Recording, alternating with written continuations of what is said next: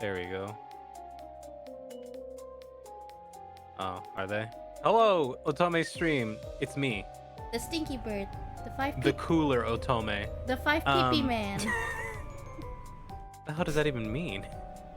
Hehe.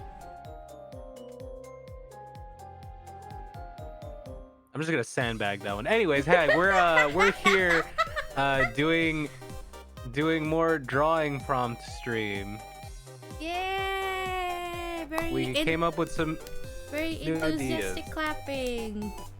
I'm gonna tell on Otome. Otome just woke up, so Yay! she's in the process of hello chat. Hello, Crow's chat. Did you know he's stinky? Don't listen to this little accursed thing. Anyways, hey Faye, hey Don't D-Nice, listen to me. welcome to the stream. Okay, Otome, what are we doing? We're doing more spinning wheel of torture. Woo! For those of you that weren't here last time,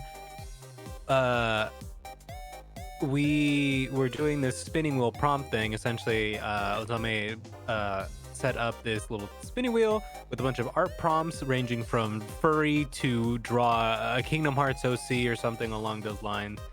And we had to draw them. There was no set time limit. It was pretty much just going at our own pace and just chatting and just kind of like pushing ourselves in terms of art. I think was like kind of what was going on essentially. Yay. Like, you know, doing stuff outside of our comfort zone or wheelhouse normally. And yeah, I think that it went really well and we had a lot of fun and people seemed to also have a lot of fun with what we were doing. So yeah, we're doing it again and we came up with more prompts. But because of that, we also decided to, unfortunately, Faye, we did remove the prompts that we've already done. So there will not be furry this time. I'm sorry. There's no furry anymore. There is no furry anymore. There's no furry. There's no Kingdom Hearts. There's no Persona. There's no... Don't leave, please. I beg of you. What does that say about you if you're begging your followers not to leave? Well, it's Faye. And listen, the dog man must stay. He must watch. But yeah, so we're not gonna be using those prompts this time around. We came up with new prompts and we're gonna be drawing drawings based off those prompts. But we still have some ones that we didn't get to use last time, so those are still gonna be there as well. Yeah. So just as a heads up. This time there's a few prompts that Crow added, but I've already shuffled all these prompts, so. But yeah, maybe in the future we'll add some of the old prompts back in after some time passes. But for now, they're gonna remain not on the wheel anymore. No longer. We are not doing furry anymore. We got it twice last time, so we're not doing that. The fates just want us to be furries. I guess that's what it is. But okay, are Make we a ready? food prompt? We should make a food prompt actually for next time. That'd be a good idea. I mean, I can add it now. But wait, what would it be? What would it be? Like our favorite food, or like how'd that work? Food Sona? What does that even mean? I mean, I think you know the artist. Oh fuck, Reno Tuna. I think their name was. Oh, Yeah. So, I think it's kind of like that, where you just turn like I don't know certain food into like a whole ass character. Oh, it's like it's essentially like a food gajinka, isn't it? Yeah, I think that's probably what it is. So like if I like scrambled egg, I'd make scrambled egg chan or something, right? Probably. That's I'm pretty sure that exists. I'm pretty sure that's somebody's OC somewhere. Oh, I'm pretty sure all sorts of like food sauna exists at this point in time. That's true. That is true. And especially in the VTuber climate, I think there is one. I'm sure there's many. Eating your favorite food? Yeah, that could also work. It was just like a little doodle of us enjoying like whatever food that we like a lot. Anyways, but yeah, that's the idea behind today's stream. That's what we're doing. So strap on in, sit tight. And if you want to draw along with us for the prompts. Yeah, we'll prepare like an actual hashtag by the end of this, so you Yeah, can all so you share. can. Yeah, Okay, are we exactly. ready to spin the wheel of misfortune? Yes. Okay, 1, 2, 3, go.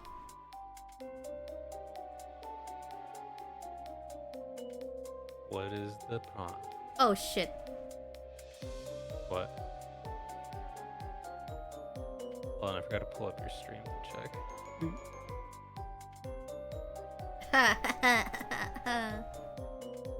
Your least favorite aesthetic. Okay. All right. Okay, so what do we mean by that? Like least favorite aesthetic, like in terms of I think like okay, for me personally, I'm not into beachwear.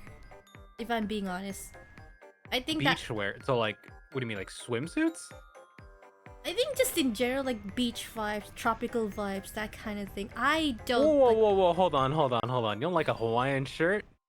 I like Hawaiian shirts, but I think because I live on an island, I'm done with tropical shit. Ah, It's not my favorite okay, I thing. see. I'm done. I grew up with that bullshit. I get what you mean. Okay. Well, Faye brings up a good point in here, which is if you draw a furry on this one, I'm gonna bite ankles. So, like, could it also be like artistic aesthetics you don't really like? Yeah, I think it can. I think, as I said before in like the last stream, it's open to interpretation. Anyone can do whatever they want to interpret this prompt, because that's the challenge of this. It's how you would interpret these prompts. I'm gonna have to think about this one a little bit because I might actually have. I'm trying to like pinpoint exactly what is an aesthetic that I do not like without being mean about it. I mean, I don't think it's mean to like not like an aesthetic though, because Right. everyone has a preference of what they like. Both of us have like vastly different preferences. When you think about it, but at the same time, it's not like we don't like the other aesthetic. It's just not our preferred aesthetic. Okay, this is all right. I'm gonna do this one, and it might. Okay, I'm just gonna draw it, but like people might be like, "Wait, what?" And I'll see it by the end of it. Considering what we are, but okay.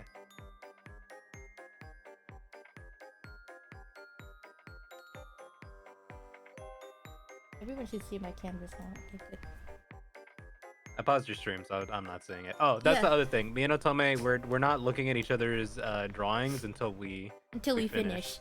Yeah. So I Yeah. have Grow stream open, but it's paused. Don't you guys be revealing nothing? Could it be clothing choices like socks and sand?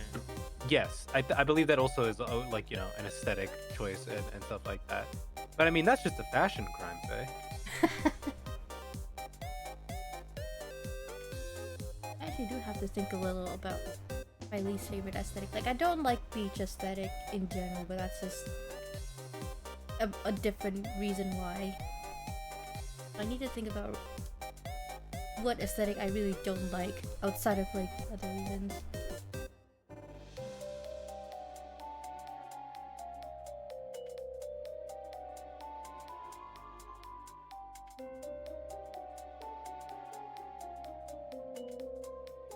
Okay. Mine is I'll give like a slight hint and a slight explanation. But mine is more of a general like um almost trope-ish aesthetic that you see in a lot of things. Because to me, I think that there are certain tropes that are like aesthetics within tropes that I'm just like not super into. Um, Not just because they don't appeal to me, but because I always feel like they give off like such a certain energy that just like I don't know. Like you'll see what I mean when you see when I'm drawing, but like the best way I can explain it is that like I think it compels people to be a certain way sometimes, and that's not always the best thing. Know what I Mm. mean? Yeah. Um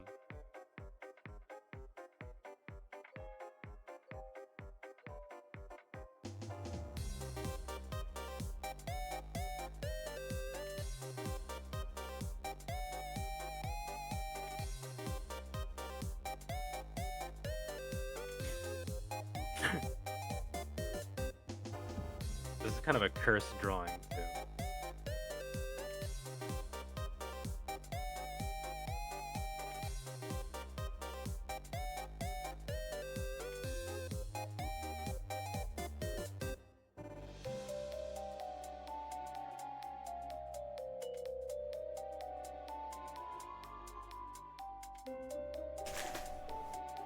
Okay, I think I figured out something for myself. But I need to look something up as well. Yeah.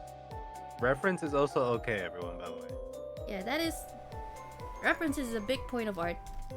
That is a good thing. Just don't Yeah. actually heavily reference.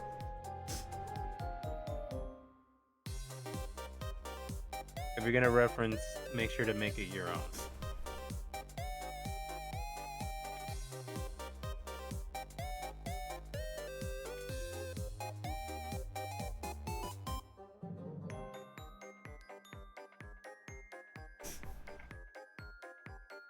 Reference with caution.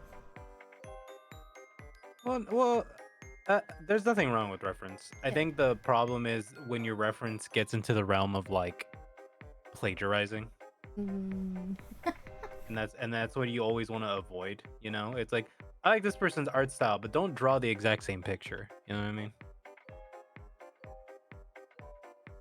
I think a lot of young artists could like actually learn should actually learn the reference, because I still see young artists being like, don't use references, that's bad, don't do that, you should draw from your damn memory. And that's such a dumb argument because it's like, when have I seen this thing in my life?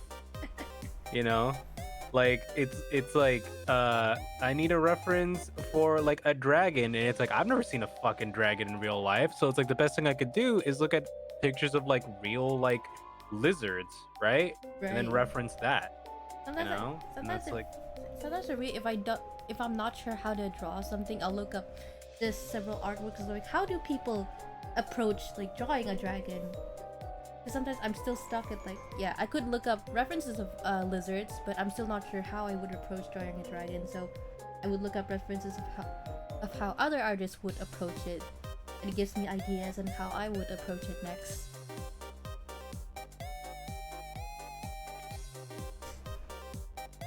yeah. And I think that's the best way to like improve as well.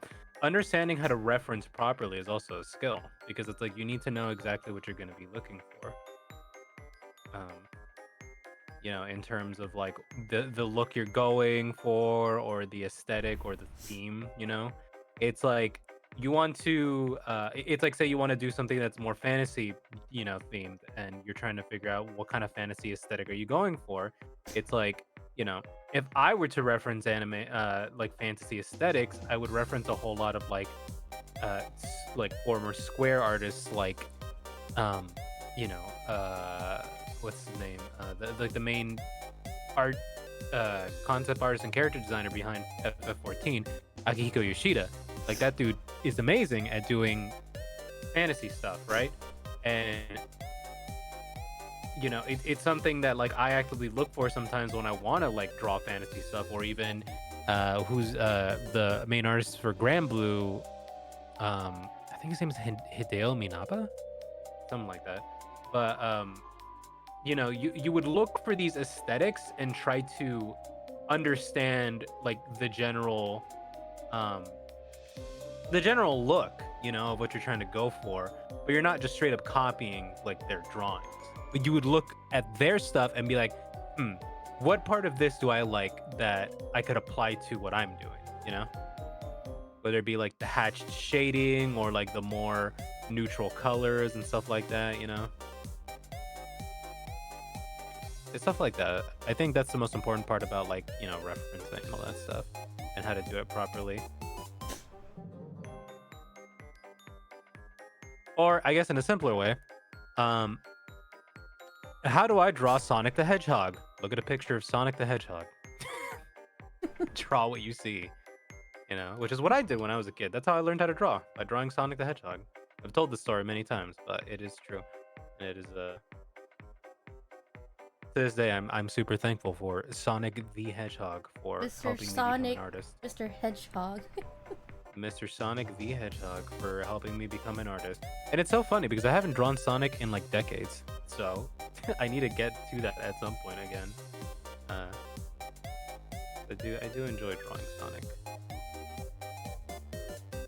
And back to your Sonic roots. Dude, there's some crazy cracked Sonic fan artists that I've been seeing recently. And it's like, oh, it makes me want to draw Sonic again because I'm like, man, I want to draw some cool Sonic art.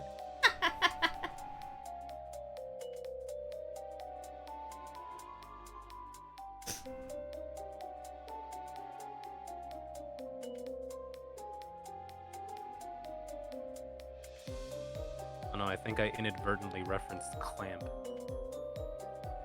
Oh no. Don't worry about it. Oh no. Not Cardcaptor Sakura Clamp either.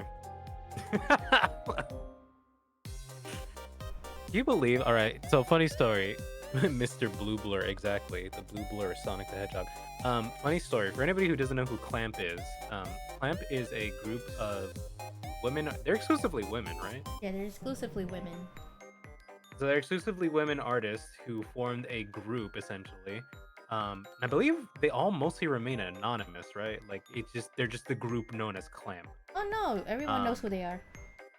Oh really? Oh, okay. I always thought that they were like and like they kept their like identities. Oh like, no, you can find secret. pictures of what they look like. Well, anyways, Clamp, most famously known for being the creators of Cardcaptor Sakura, right?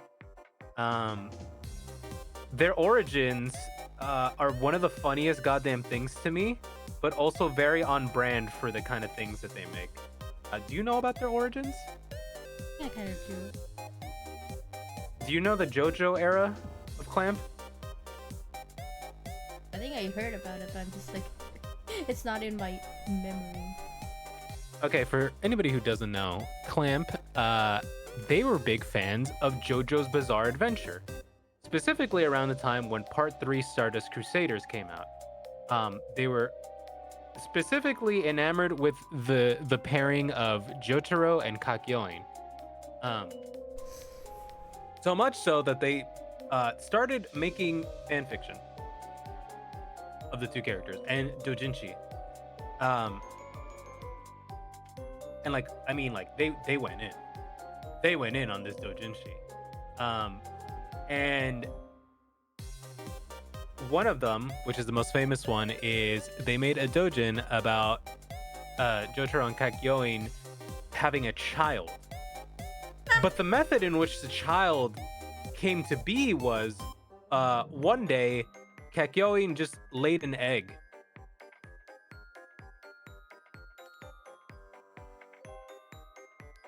Yep, that's Like clamp. a like That's clamp like art. a human sized, like a human child sized egg that they took care of, and then from the egg birthed a child, a human child that looked like a mix of Jotaro and Kakyoin. And you can find, I forget what the name of the child is, but you can find pictures of this. A very famous doujin. Because one of the lines is, Kakyoin, you've somehow laid an egg. I'm not surprised that that is a very clamp thing.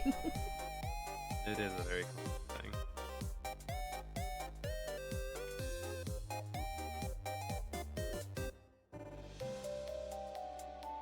I don't know, clamp has always been so damn weird.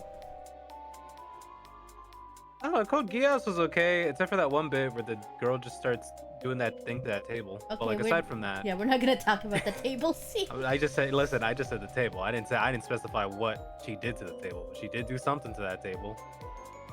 We all know That table sure scene. did something to her. And Pizza Hut. My god. I miss product placement in anime. She was great. We don't even, now all we have is Whack-Donald's in every anime. Now McDonald's just do random animated ads for really well animated ads.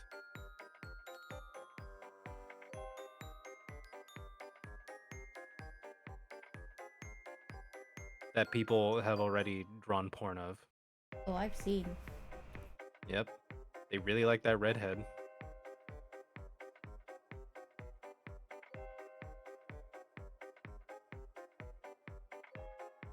Nothing is allowed to be wholesome on the internet for too long. Well, R34 goes strong today.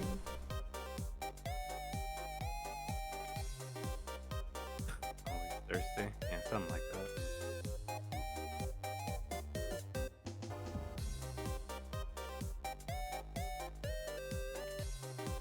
I don't know what this hand that I'm drawing is. It's unnecessary, but I just felt like it adds to the.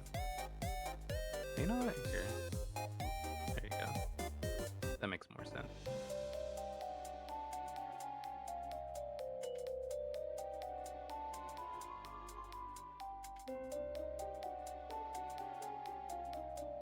Faye, do you understand what I'm going for here?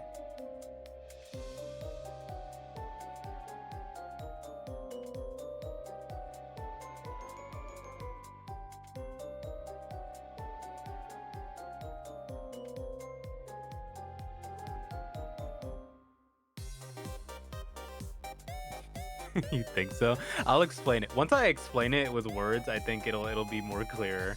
I'm honestly surprised at how well I drew this, though. I think. Oh no. I don't know if I should be worried or not. A little bit. You're probably not gonna like the drawing. I mean, actually, you might love the drawing.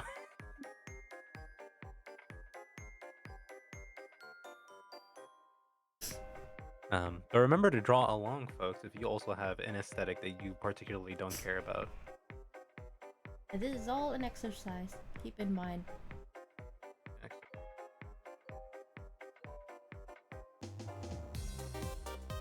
And also, if anybody is curious about the brushes,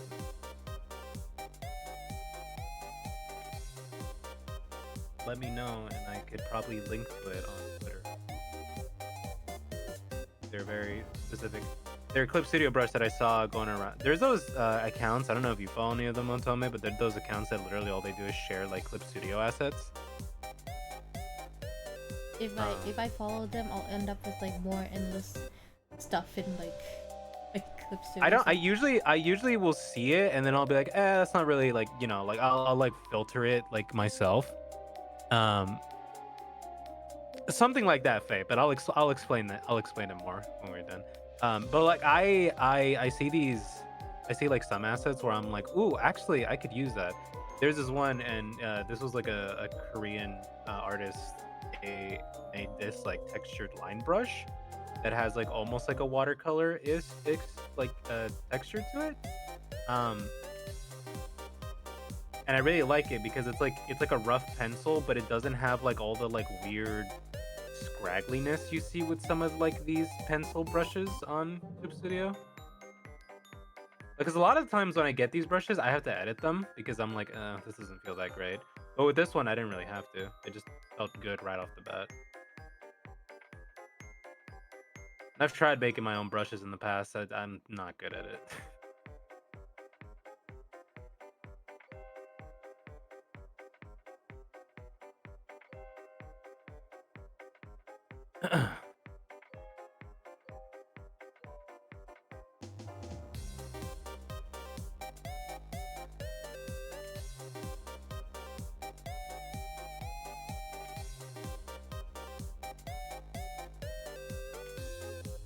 So, Chad, do you guys have any aesthetics that you are not fond of?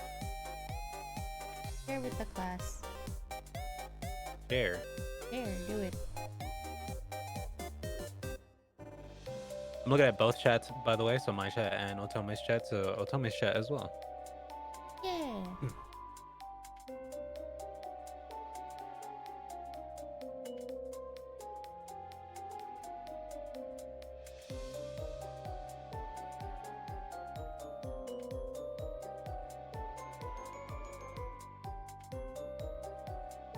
I have one that I'm doing right now, and it'll date me. Well, Faye, we already know you're an old man. Yep, yeah, everyone. I was old.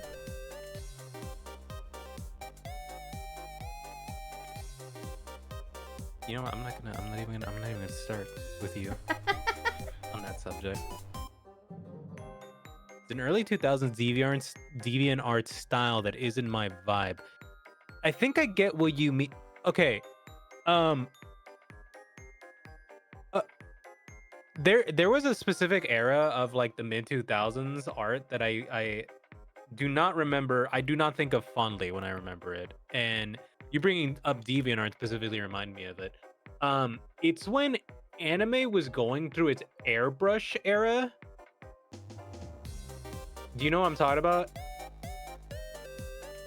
Where like there was a lot of heavy like airbrush, like Photoshop airbrush coloring in like a lot of like anime art around that time.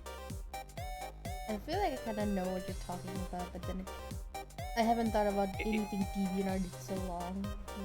Well, I don't even know if it's like specifically DeviantArt, but I know that it got popular in DeviantArt because a bunch of people were trying to like mimic that like that early 2000s anime look. And I feel like part of it stemmed from uh I think part of it stemmed from like official art of like uh Ghost in the Shell, like old Ghost in the Shell like art was very airbrush looking. Um because they really pushed the whole digital look of it, right? Especially back then. Uh and then a lot of like cutesy anime girl like aesthetics were also that, where it would be like almost like the Sakura micron pen like lines. And you knew it was those pens. You knew it was those pens exactly because you knew exactly how those that line way was, right? Yep. And it was like pre Copic, like Copic really being super big. So that's when people would just use like these airbrush stuff, or like they would scan the lines into a computer and then they would like do airbrush, like fucking Photoshop airbrush on stuff. And it would give everything this like very soft, dated look to it. And to me, it never aged well and it never looked that great. It's like you could look up anime arts from or like specifically shoujo anime from that time. The early 2000s is I'm trying to blend color and lighting terribly. Yeah, but I think it's also because a lot of it was like the beginning of the transition to digital art, like digital anime art. And whew, some people just did not make that transition gracefully. You talking about like DeviantArt style? All I can think about is like the cutesy kawaii side, which is like the puni style people used to describe it, where it's like everything would like look so weirdly round and gelatinous almost. Like, oh, you mean like the moe blob look? Yeah, the moe blob look, and I'm just like, when I think about that, I'm just like, that is a painful era. Like, I think people still do like the moe blob look, but now it's like, you know, people are smarter about it. Well, I think nowadays it's like done like ironically, you know. Yeah, I don't think there's anyone who wants to return to the puni style, the moe blob. I think specifically, if I could pinpoint the exact like anime, I think it's like fucking what is that early ass Kyoto animation? Aeon? Fuck. No, not K-On! But K-On is modern moe blob.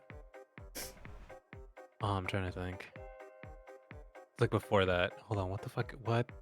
What is the anime about the dude and like he has a the end of the anime is him like he has a kid. It's like a romance anime that was like a visual novel as well. I forget. Planet? Clanad, yeah. The Clanad, like very like, because you go back and you look at Clanad, that shit is moe blob to the extreme. I think all You already just did so many like visual novel animes, so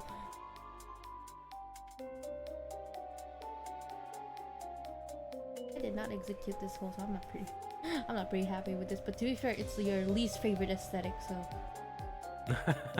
As long as you get the point across, I feel like that's all that really matters. I think I'm gonna stop here for now before I hate myself. Oh, you good? You good to show? I'm gonna stop myself here. Okay.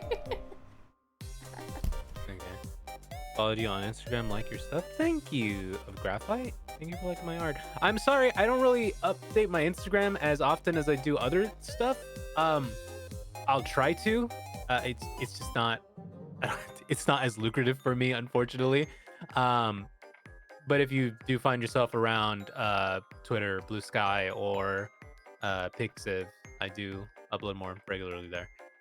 Anyways, okay, you ready to look at each other's streams? Yeah. All right. Oh, I gotta zoom out a little bit on this. Okay. Yeah, I count of 3. Yeah. All right. 3, 2, 1, go. Oh, fucking hell.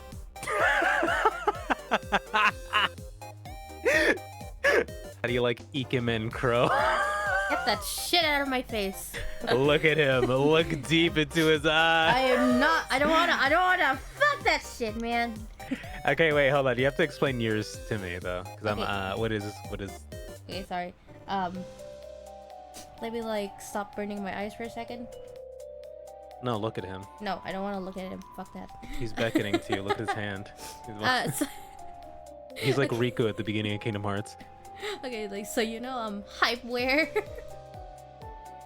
Oh. The super hypeware swag look. Oh, like the drip Goku. Yes.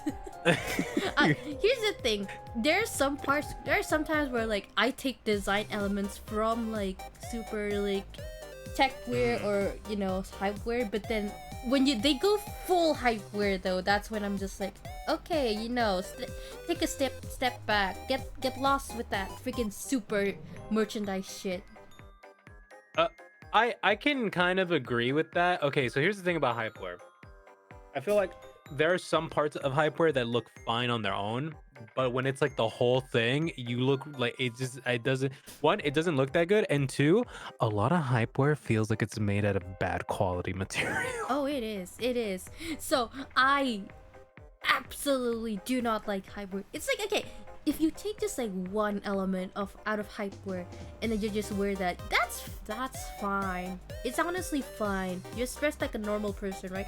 But then they go full hypeware and it's all black and white, and then they have like all sorts of like random writing on it, and I just have to sit there and be like, how do you love yourself?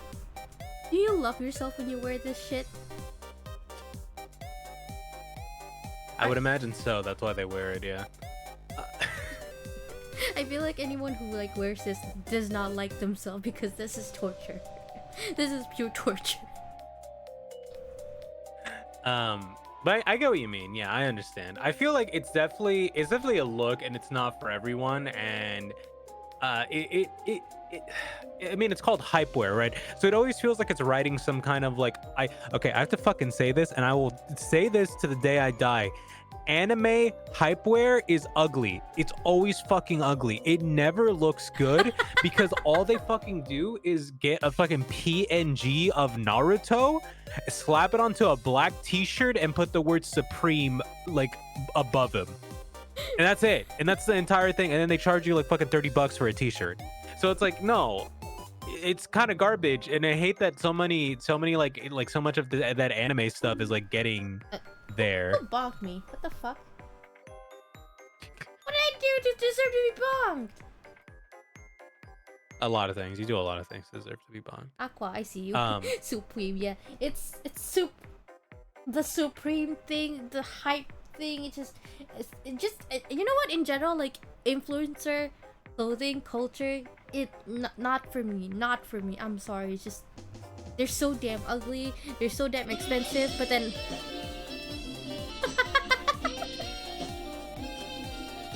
Oh, Thank you for that, Moo. I am not playing Mario RPG right now. Whoopsie. Thank you for that, Aqua, for the sexy sex. But okay. But yeah, just influencer culture, outfits, hypewear, all that stuff. They're highly priced for low quality bullshit that they churn out with like fucking graphics they just take from some PNG site or whatever. And it pisses me off. I don't like this. I don't like this. I hate this. I take elements from like techwear, but like I don't like hypewear. Okay. Do you want me to so mine isn't just Ikemen. Do you want me to actually explain what the actual thing is? Yeah. Okay. Well, I say it's okay, Rain. Moo already corrected me. It's fine. I forgot to switch that when I was changing the title. But okay. So it's not specifically Ikemen that I don't like. It's this new wave of Ikemen that's been happening recently. And it's the hey kitten kind of Ikemen. Ew, know what I mean? Don't ever do that again. Don't ever do that again. So okay, specifically, and I'm just throwing this out there, and this is like, again, no shade to anyone, but it's like I see this a lot in the VTubing community, and it's you know, it's specifically an aesthetic that I'm not super fan of like the pretty boy, like ooh, you know, like they'll talk and like, you know, I'm like, you know, get your bag, that's your theme, right? If it works, it works, you know. But it's not gonna be for everyone. And yeah, and I oh, it makes me cringe. It makes me cringe every time, and I'm just like, you know, and so like that's specifically why, you know, I'm not a fan of this genre of like pretty guy, like Ikemen kind of look.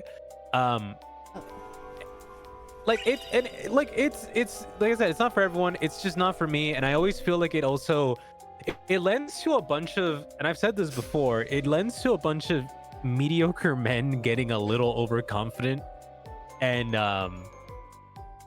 overstepping boundaries, if you know what I mean.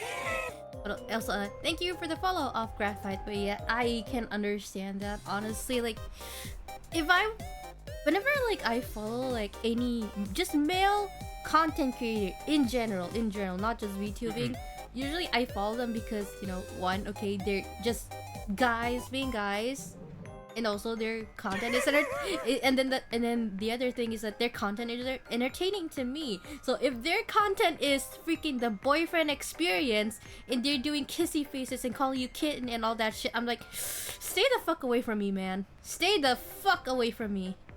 Go fucking somewhere else. You are not for me. Fuck off. But I understand there are some people out there who are into that, you know, boyfriend experience, you know, or you can even say like the host experience even.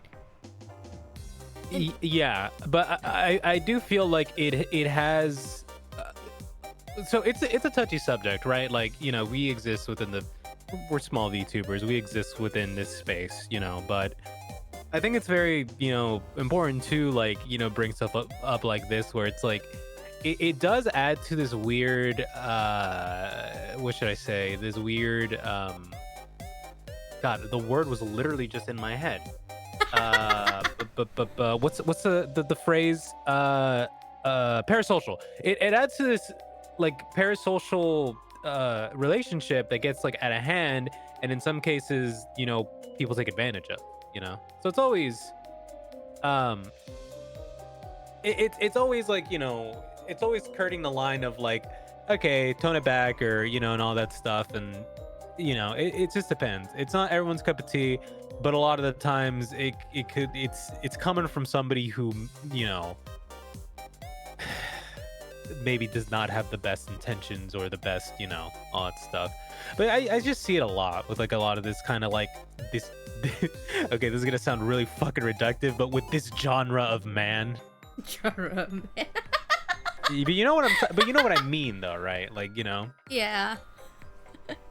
I know. It's like guys that go out of their way to try and make themselves so pretty, so like, oh, I'm so cool. I have a deep voice and I have a high rank on Valorant. Do you want to be my pocket sage? You know, it's like it's that, and it's just like you see them on TikTok, you see them on like YouTube, sure, you see them everywhere, and you're just like, you know, That is until uh, somehow they do a face reveal and then suddenly everyone's like, break, break. I'm using the break. No, stop, stop. Nope, nope, nope, and just to go away.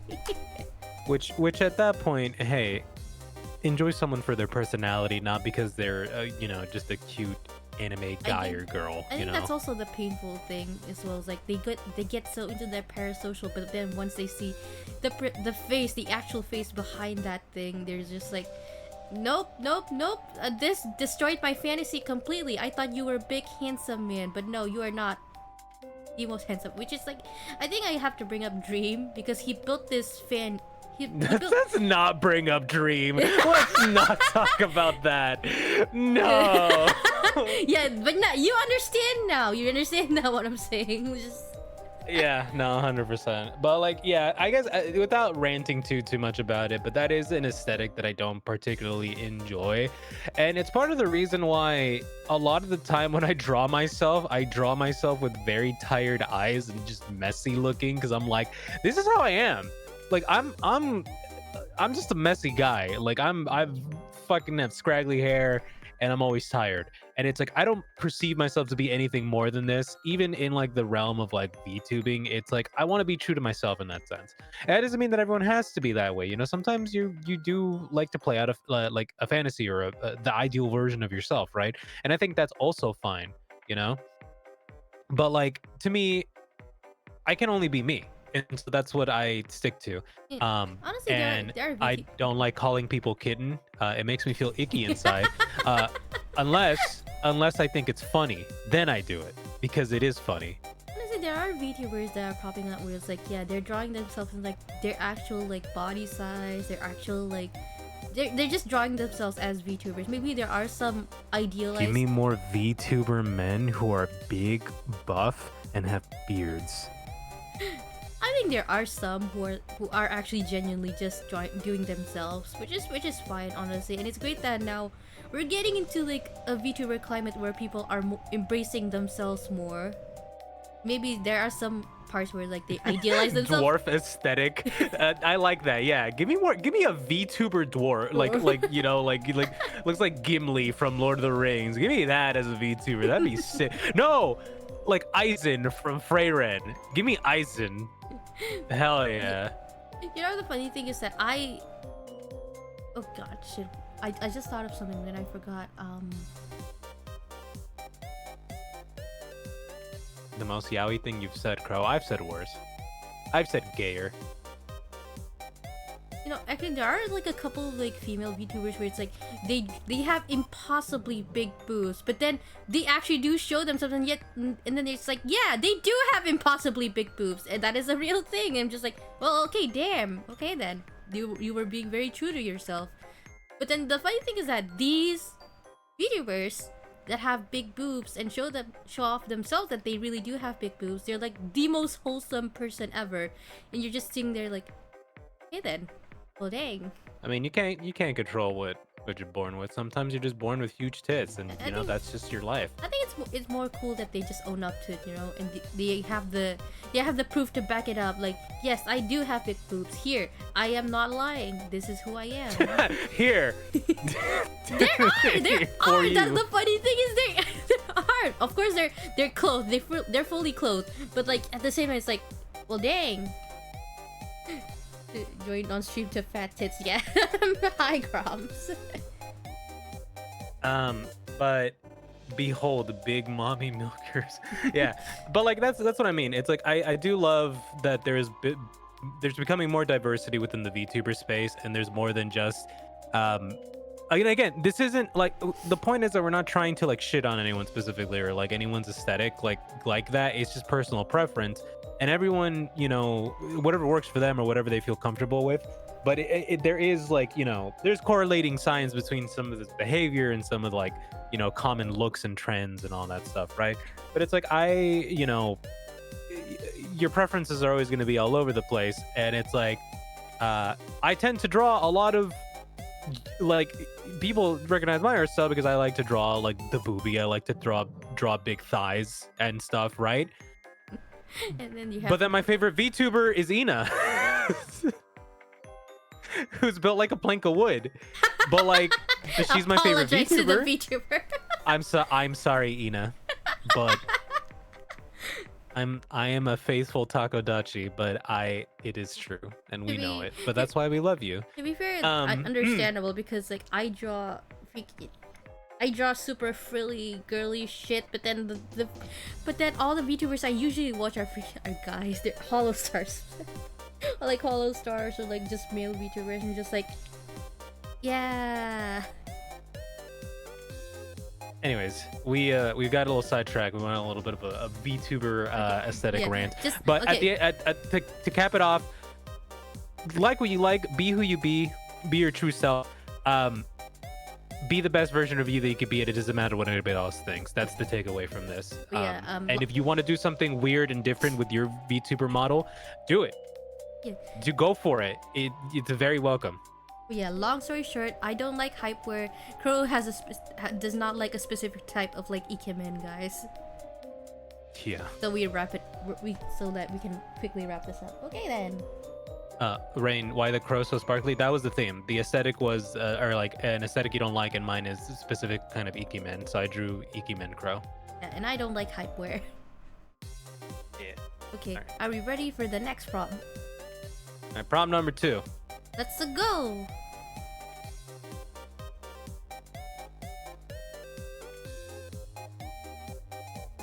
Fuck! Rain, what's wrong? Nope. Oh, we got it again? Yeah. You know what? I'm gonna remove this straight away. There we go. It has been removed. Yeah, remove it. This is the same thing as last time. We got furry twice. Oh, hold on. Sorry, I need to do something to my chat first. Hold on. Rain, I meant to say, what's wrong, Rain-chan? Don't ever do that again. Draw each other. Okay. Okay, that's good. We haven't done that in a while. Yeah, we haven't done that in a long while. Okay then. Goodbye, Ikemen Crow. I'll never forget you. Goodbye, hype wear me. Fuck off. Should I draw your current? Yeah, I should draw your current and current. Do you have? Can you send me the PNG of you just so I can have a reference? The one on screen right now. Okay. Yeah.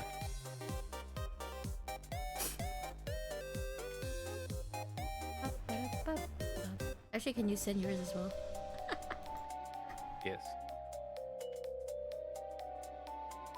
Please, I can't be cringing on stream, sobbing through them.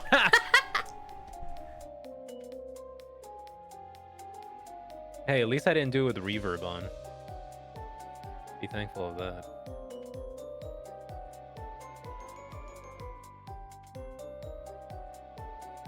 Send you the PNG I'm actually using right now.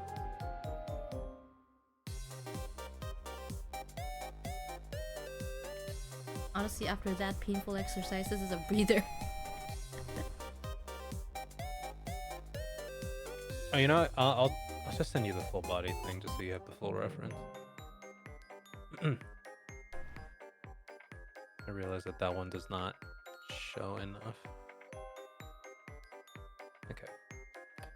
There you go.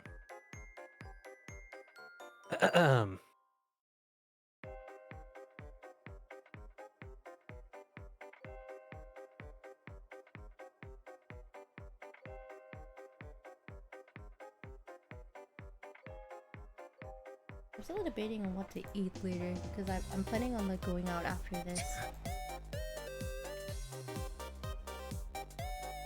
I'm also like debating like, what do I want to do? I wake up every morning thinking that. What do I want to do? Yeah, because it's like the last prompt was an aesthetic you hate, huh? It makes me think, TBH, I feel like I don't have strong feelings. I don't think it necessarily has to be one you hate, but just one you're not fond of seeing, you know? Like, I think that's the best way to kind of explain it is that it's like, uh, it's more like just something you don't care for, you know? Not that you necessarily like hate. Something. I It's think just that's a better way to explain yeah. it. It's just not your preference. You wouldn't find yourself knowingly kind of like be into this or draw this. Yeah, or maybe you encounter it in like a piece of media you're well, I guess it's more of a trope, but like or like you see a specific like look that you're not a fan of, you know?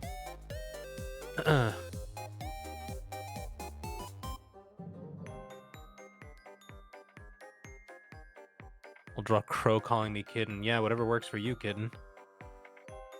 Fuck you. I didn't call you kitten. Either way, fuck you. Why? I did nothing to you.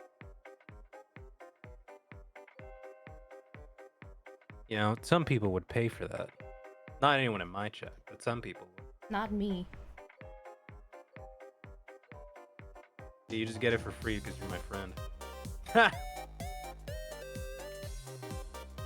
I would like a You refund. have to... Nah, too late.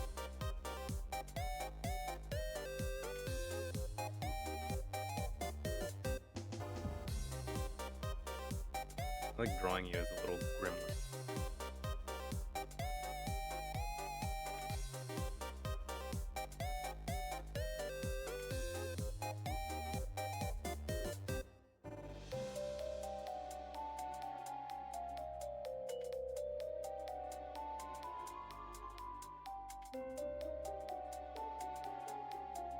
Duck face was my hated. I said duck face. Oh, Like, oh. Duck face, like yeah. when people do like stuffies duck face. You don't know duck face?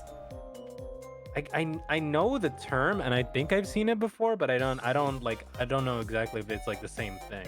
Yeah, the selfie, the duck face selfie. Okay, yeah. Then yeah, that is a. But that's kind of become the Chad face. Because in order to make the Giga Chad face that you see like with everyone in the meme, you need to make the duck face. And they have the outline on their lip. I think I think that's more exclusively a Hispanic thing. Faye.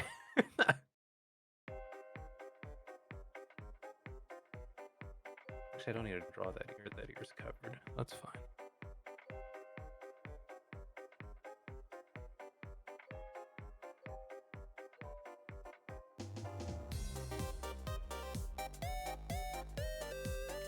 The Chad face is sunken cheeks and it's done unironically funny. That is true. And it's so funny when you like actually trace back like where the Giga Chad like the smolder comes from, and it's from fucking Zoolander.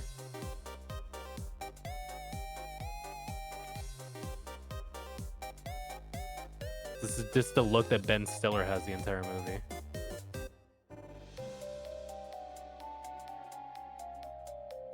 Why do you have so many hair accessories, you? Just brush your hair. Why does that sound like a clown horn?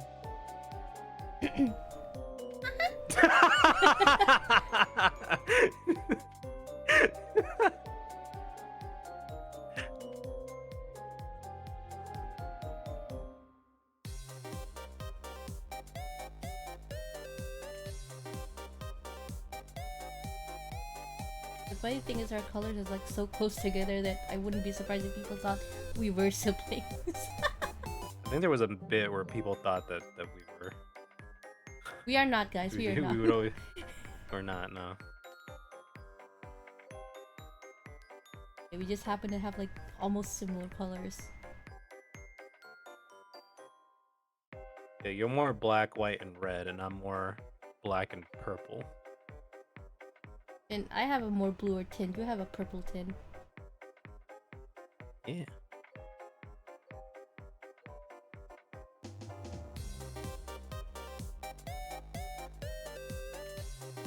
And pick on each other. It's because Otome starts it every time.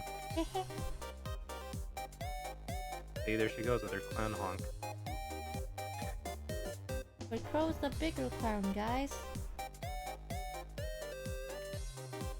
Yeah, well, you're the ringleader of the circus. You're the one who joined the circus. Against my will. I need the money. Clownin' pays well. And you're the biggest clown there is. We're both on Twitch, so we're both huge clowns. You started first, so that's on you. That's not true. I did not start first. You were on Twitch first. Yeah, well. We're already streaming longer than me. Was I? Yeah!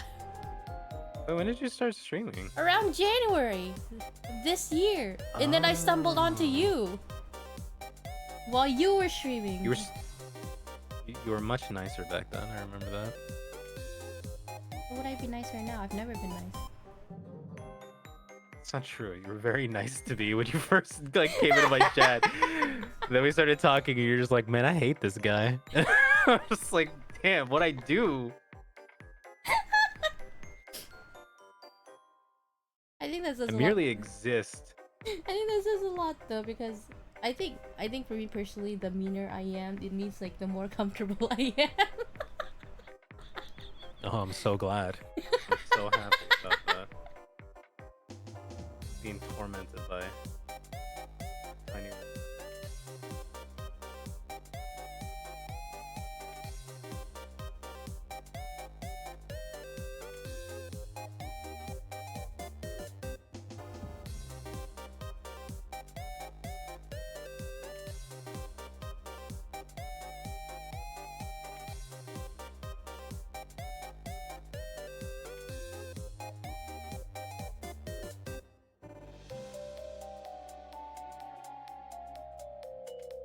I think most people in my chat come from more recent times because I don't think there's a lot of people from like way back at the start that's still that are still around.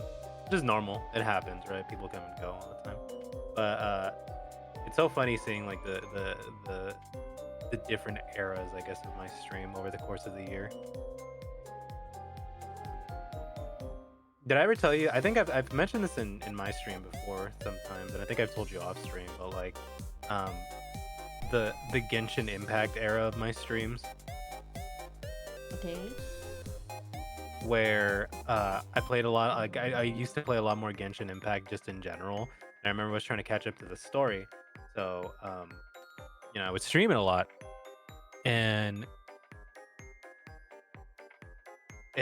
those were like beginning of like Crow getting used to streaming ish era, and it was very much like I didn't know what I was doing, so like people would come in and like God, I think I told you about this, how like I had somebody come to my stream and like the first thing they said in my chat was, "Oh my God, your voice is so fucking hot," and I was like,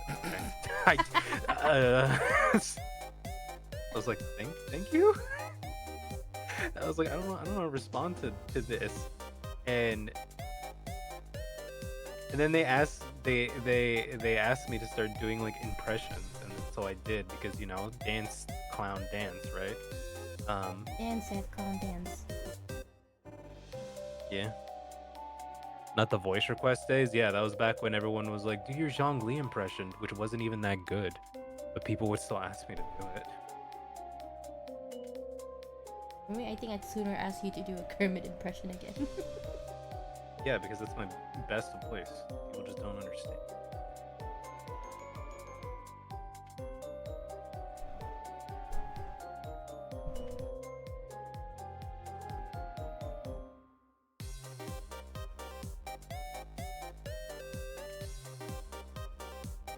You see, Faye says not the voice request days, but then Faye was one of the people who requested me to do a voice for him. Specifically, wanted me to call him my little PogChamp. I've seen that. Yeah. Because I think that was linked to me like as soon as like I first came into your stream. God, I remember those good old days. Being Cricali, huh?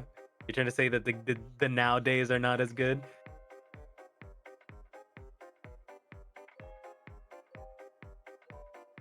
It was funny. You're my little pog champ.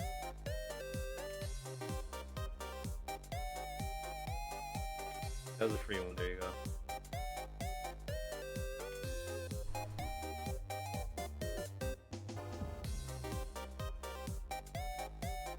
Debating on like going to the movie theater. I'm just like, what do I even watch?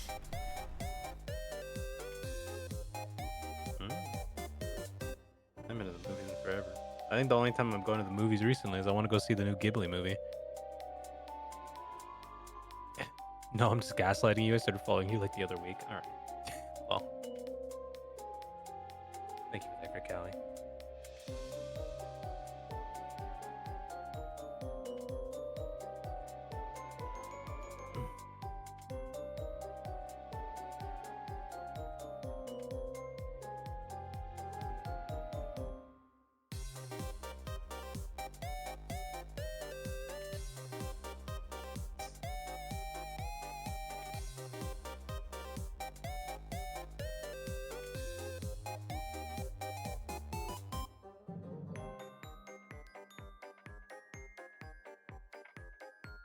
Give you very cat-like qualities.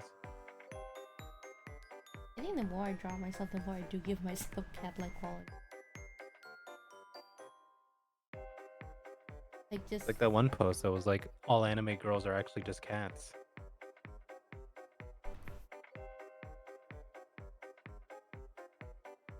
I was also debating on it, but in the end, I gave myself like shark teeth as well.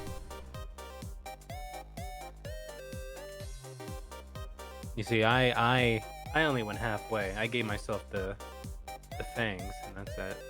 I mean, at first I just had the fangs only, but then eventually I was like, you know what? Let's just go full non-human and have like full-on shark teeth.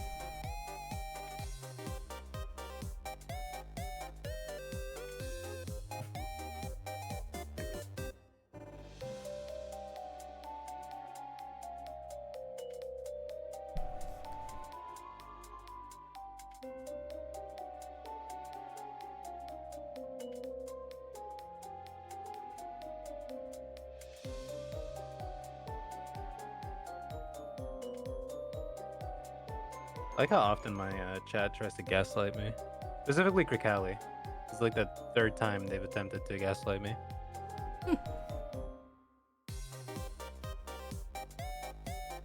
At doing what? They tried to convince me that I did a drunken stream that I didn't remember. But I'm wise to them. I know when I get drunk.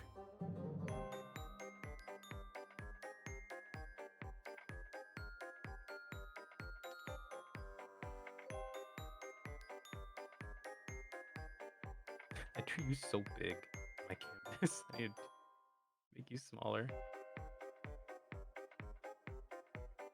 There we go. Wait, is that good size? That's a good size.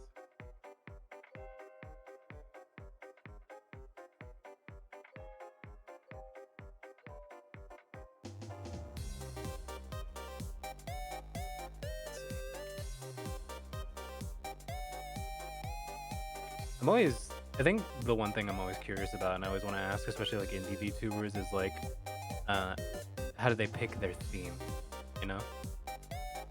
Because I feel like it's such a, well, for some people I feel like it's such a big decision, right? Like, what are you gonna be? Like, what's gonna be your visual identity?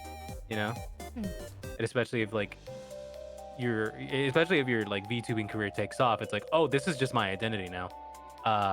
You know, it's like you gotta hope that you picked one that's, you know, good or at least malleable. Yes, for me, it's like I just like ghosts, so I went with ghosts.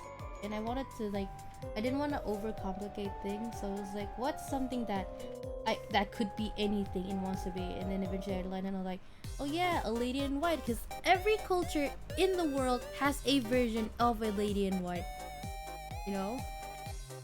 So I'm just literally like, I am a lady in white. I can literally be any lady in white. So it was like a very flexible concept. My theme, yeah. Well, I mean, VTubers in the chat, sound off. What was your theme? Why'd you go with yours? I know there's a couple in my chat, but like, what was the incentive behind it? You know, because it's like with me, when I first created Crow, I've said this multiple times, but Crow started off as an OC for like a comic idea that I never went anywhere with, and I just had him kind of just sitting around. And then I decided that when I needed a streaming persona, I'm like, oh, I'll just take that because it's already close to like what my personality type is, anyways. Um, no, you first. Callie, aren't you a panda? Isn't that your thing?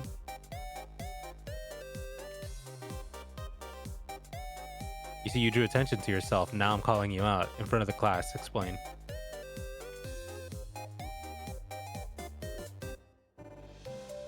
Faye, I'm such a big time VTuber. Okay, Faye, then if you were a VTuber, what would your theme be? What would you pick? You know, what is the thing that you would tie your identity to? Right. And the other thing too is that there. Shut up! I knew you were gonna say that. And then the other thing too is like, well, I mean, that's also the thing, right? It's like there's not that many non-human VTubers, right? But we're starting to see more of them. Like, uh, more like not humanoid specific VTubers that I think are like very, you know, I think it's a cool look whenever people go for them.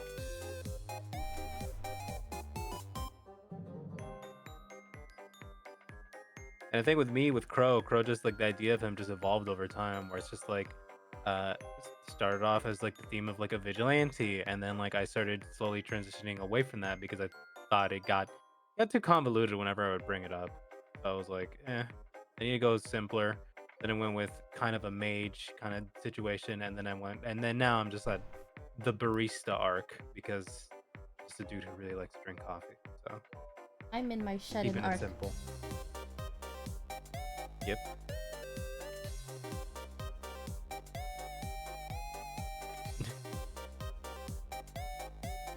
Because I think for a lot of people like that are indie, I think they usually like. I think the idea of them like essentially embracing the idea of an OC does like end up being the onus for where they go with like VTuber designs and stuff.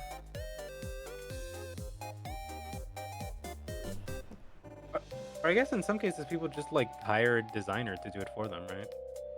Yeah, some just hire designers. It's easier to like do a Pinterest board or a mood board and then give that information to an artist, and then then just work together to like figure out a design that the person likes.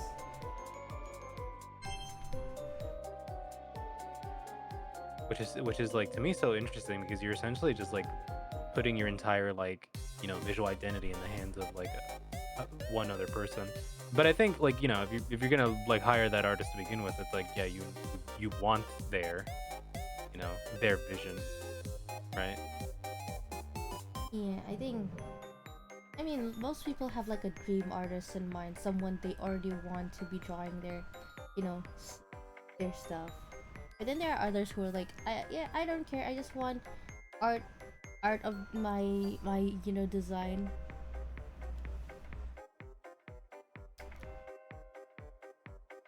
I think I'm good. I think I'm done. Just want to chat. Well, since I was like 15, I always drew Persona as a fox. Even in uni, my PNG tuber was a fox. It evolved because I liked the moon. Then bam, moon, fox, goddess. That's pretty straightforward, yeah.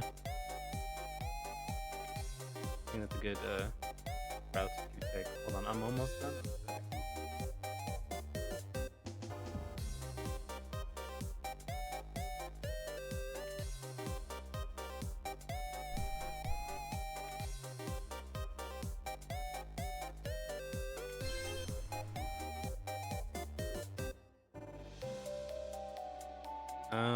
Okay. May have missed some details, but I think we're good to go. Good to go, Tommy.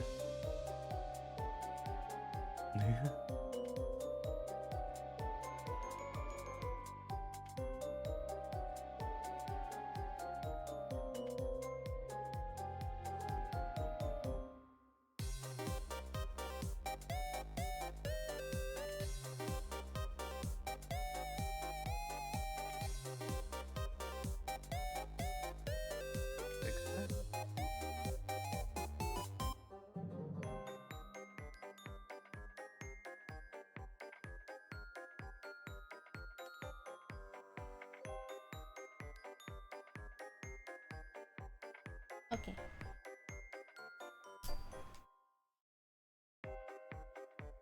Okay, so count to three again. Yeah. Oh, hold on, right. Sorry, it wasn't interesting. No, no, that's not what I meant, Rain. What I mean is that like that's a good through line to go through if you're creating a process or whatever, you know. And I think it shows that it's something you think about, you thought about through, as opposed to just like the spur of the moment thing, which I think is cool, honestly. Okay, count of three. 1, 2, 3, go.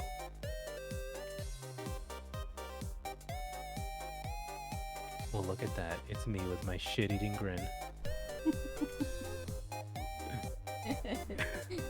Nice. Isn't Do you see what I mean? But I made you very cat-like. Sounds accurate, honestly. Your hair is such a pain to draw.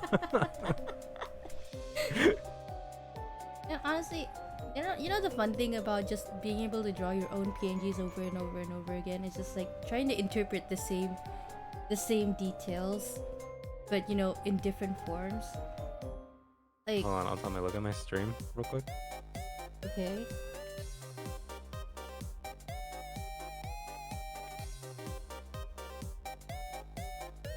Why? Does you a little dance? You were saying about interpreting.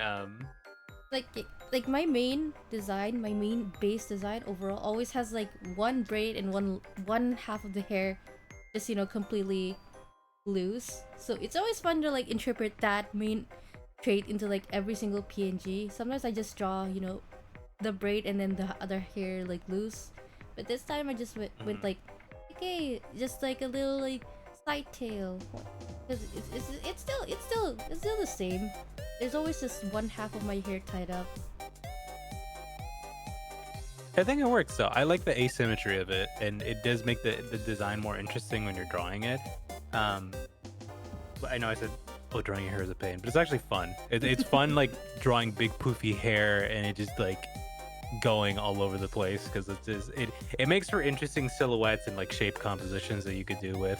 I'm pretty sure people have come to realize why my hair looks the way it does, and it's supposed to like my like, crow's hair is supposed to look like crow feathers sticking out.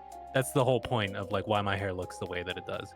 And it's like a mess and all that. And I think you captured that perfectly, honestly, with the way that you drew, the way you drew me. I like that you captured my smirk, which I seem to always draw myself. Is that you? Yes.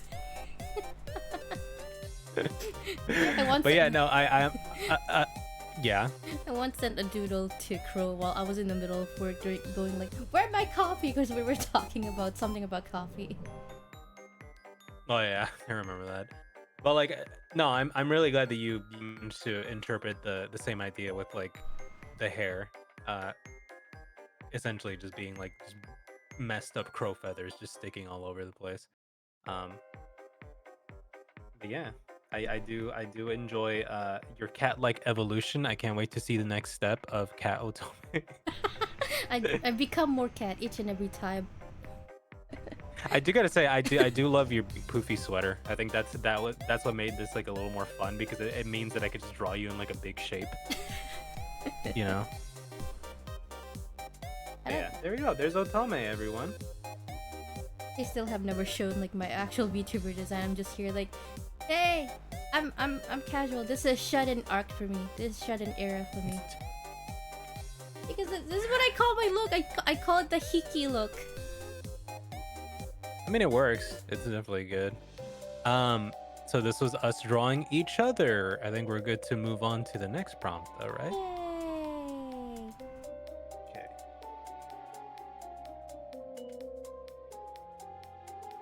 Posing this one before I go to bed. Okay, for sure, Faye. Yeah, I'm gonna remove this because we don't need another repeat. Okay. We ready? Yes. Always. Okay. 1, 2, 3, go!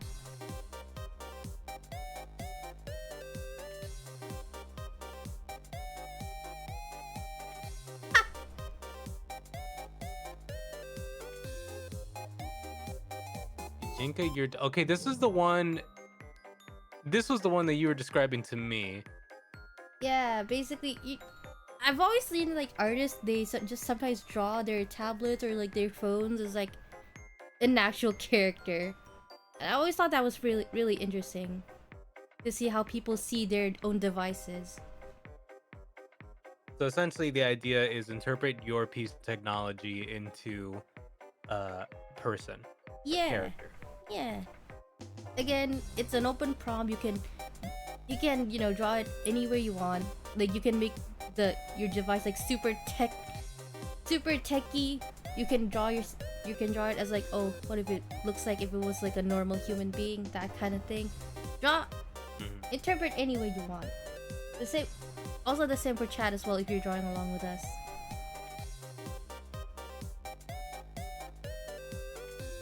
Yeah. Okay. Well, now I got to think of a piece of technology that I want to do that to, or that I can come up with something. And okay, chat, say goodbye to Crow. Oh. All right. Good night, Faye. Thanks for stopping by. But okay.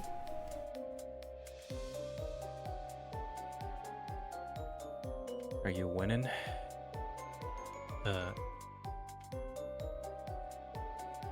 What is winning? I mean, this isn't a stream about winning. Hey, no. But you're leaving too, Callie, or are you guys just joking at me? Why is my cat this way? Why do they do this to me? Why not? I could think of many reasons why not. Okay. Let me see. How do I get a look around in my room? What's the thing? I could just draw my PS5 as Seto Kaiba. It looks like it. Oh, I got an idea.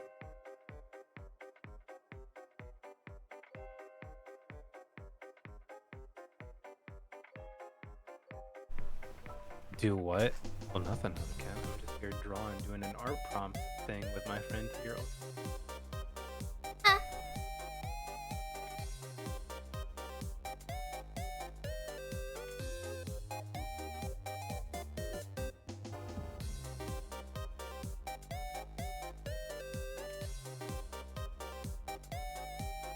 I'm debating on what even to draw because I have so many devices and like they're all in different colors. I'm thinking of a device I've been using a lot recently.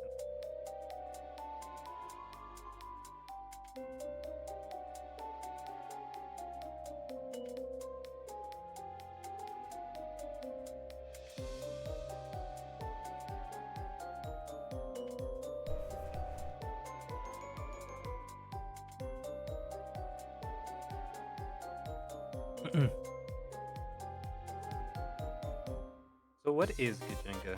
Oh, tell me. Explain. It's when you turn random things or animals into humans. Or like an interpretation of a humanoids.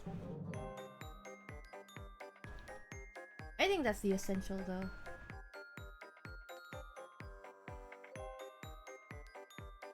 I don't know how else to explain it. It's essentially, yeah, that is what it is. I feel like it was super. I think its popularity grew when people did that with Pokemon, right? Like that was like the big boom of it, from what I remember. Yeah.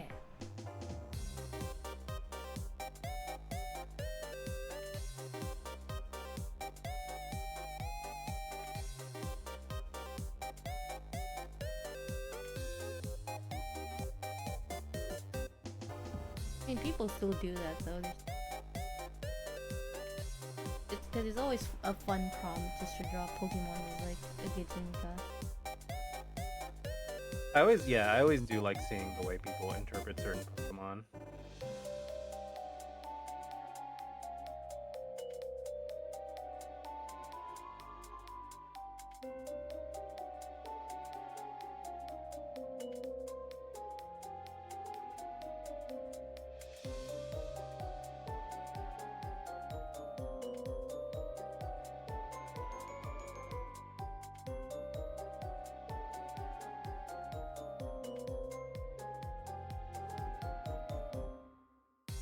Mm, I think with Pokemon though, it definitely has evolved because they're just constantly like a lot of Pokemon artists. I don't even want to say Pokemon artists, but artists who draw Pokemon um, tend to be very into the humanoid Pokemons, Oh yeah. and especially because they keep making more of them.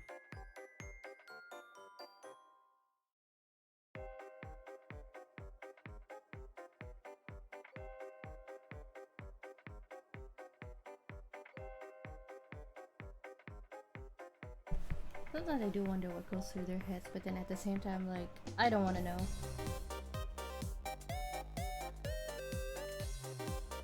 Pokemon Company or the people drawing the Pokemon? The fan arts. Uh, Horny. Horny will bring all kinds of ideas, sick ideas to people.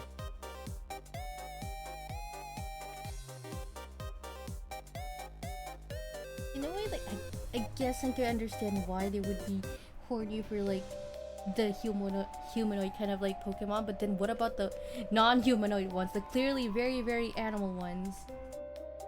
Like Vaporeon. Mm. To be fair though, the Vaporeon one, that one just feels like a meme that everyone just like goes along with, as opposed to like there actually being something there. Though I have seen some cursed Vaporeon art that I wish I had not seen. For those of you who don't know what we're talking about, don't worry about it. It's better that way. Don't worry about it. Did you know that in terms of male and human fit? No, Krikali!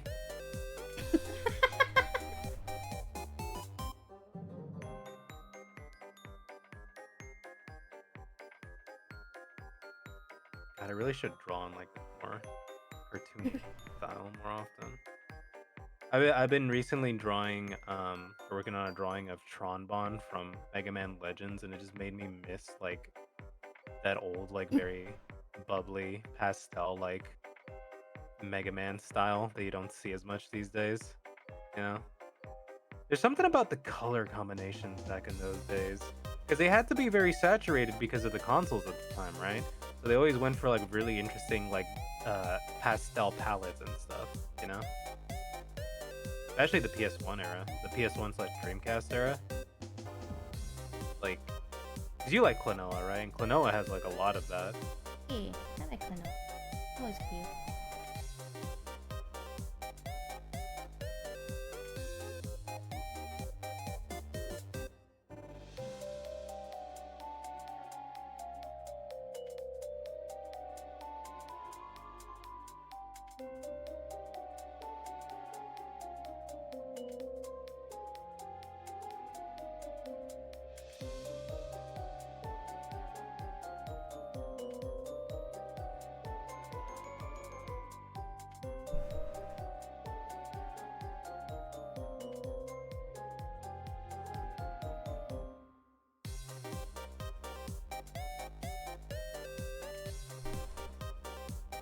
Reminds me I need to actually buy now that Steam is on sale.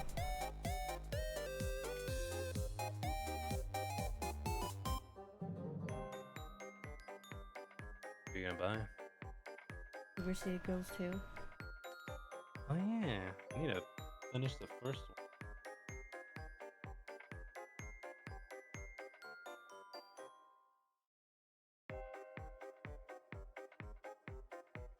To be honest, I feel like it'd be great if I could play with it with someone, because I know River City Girls 2 has like online co-op. And I'm like, who would even play this with me? Ask me to play River City Girls with you. What's on it? You wanna play River City Girls 2 with me? I need to finish the first one though. Never finished. I'm down to play it with you. Like I don't mind. I'm super down to play it because I really like everything about that game. I just never got around to finishing the first one, and I really need to. So Finish the first one. Finish it. Do it. I will do it. I will do it. It's not a long game. I know that I can.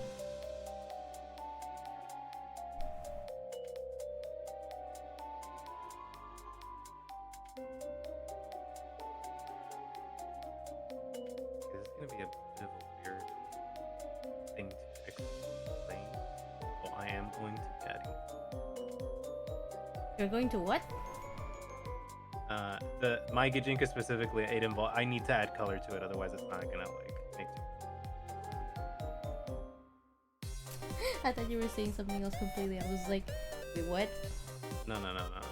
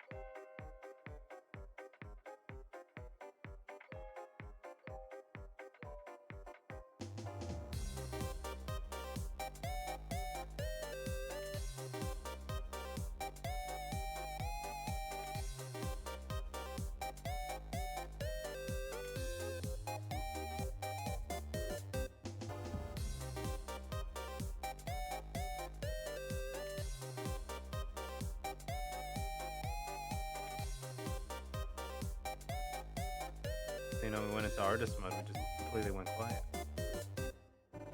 I think that happens, unfortunately.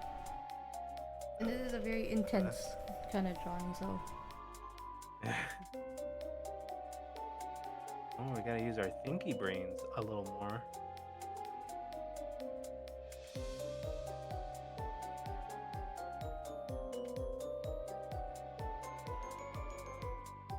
On our thinky cap. Back.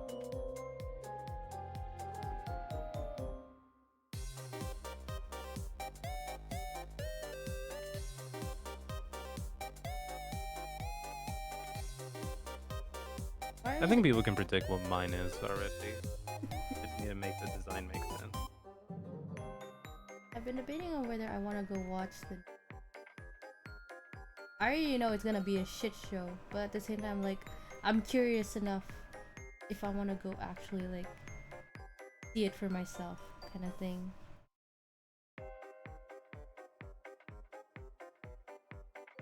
What would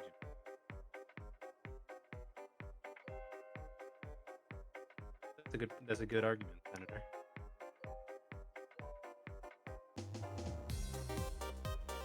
Yeah, it's kind of like I already know it's gonna be a shit show, but how much of a shit show?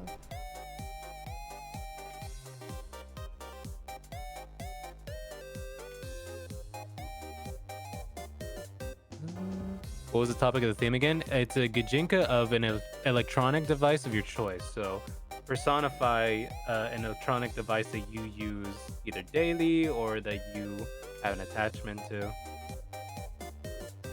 That is the prompt for this one.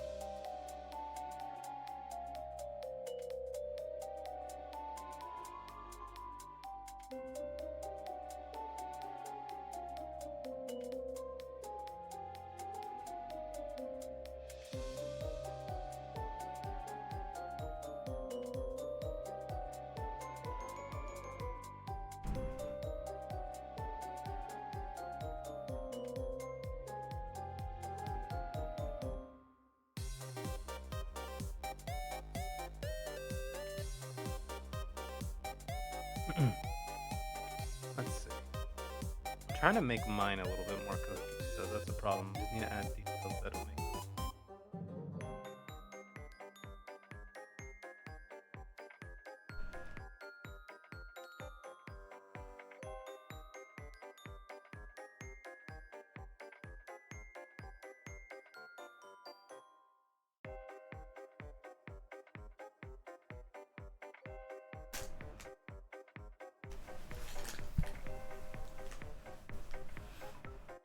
Let's see.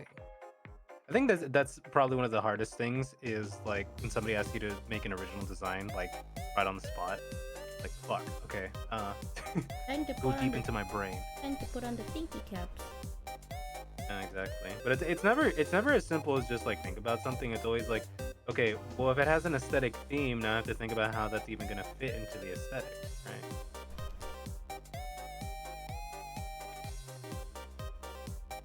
A lot of times that could be pretty difficult if you're only like we only have enough time to think about it on the spot, you know. But that's why this is the challenge.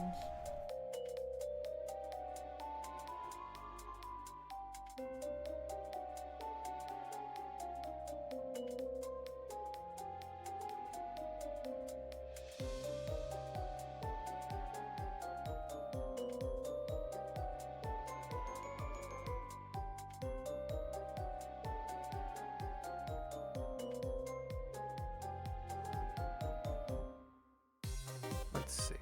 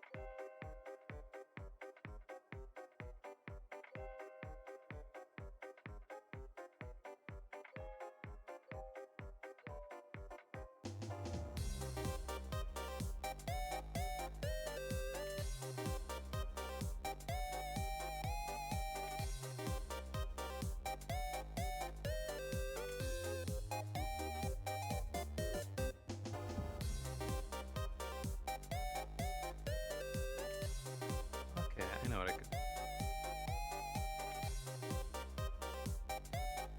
Where?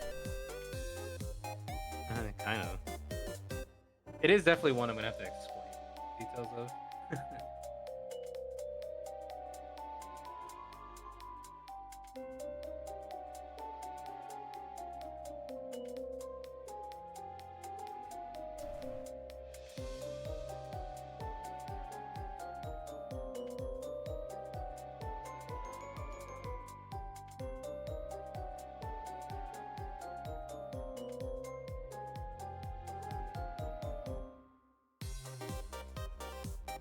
Mm.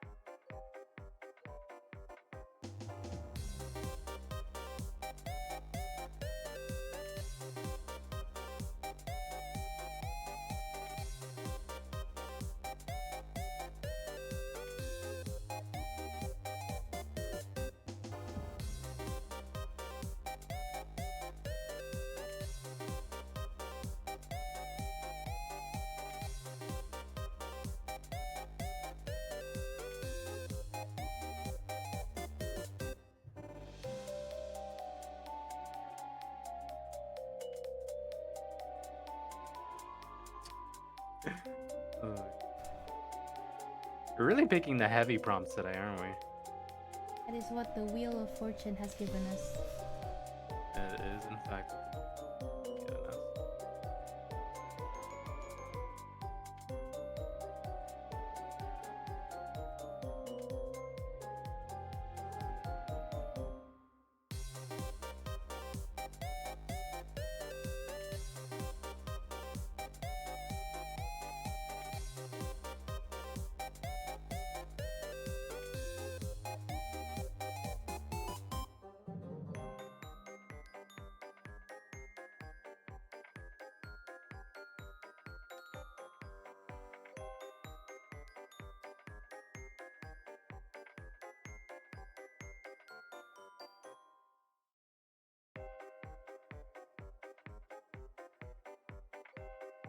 Okay.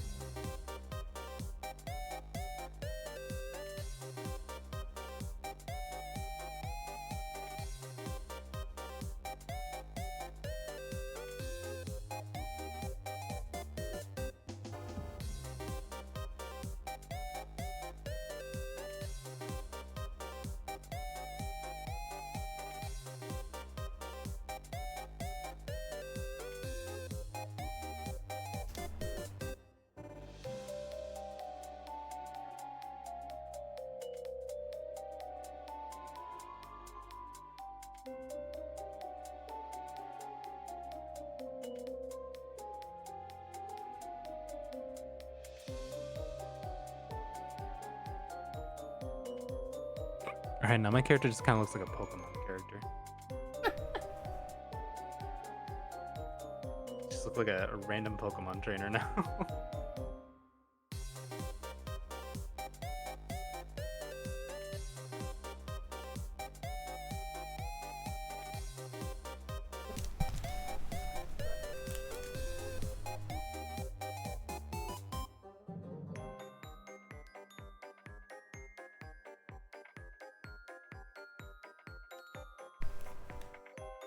I hope chat understands what I'm drawing.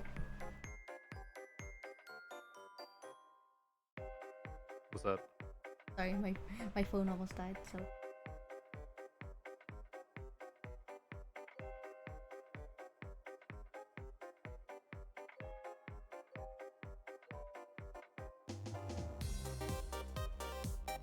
Okay.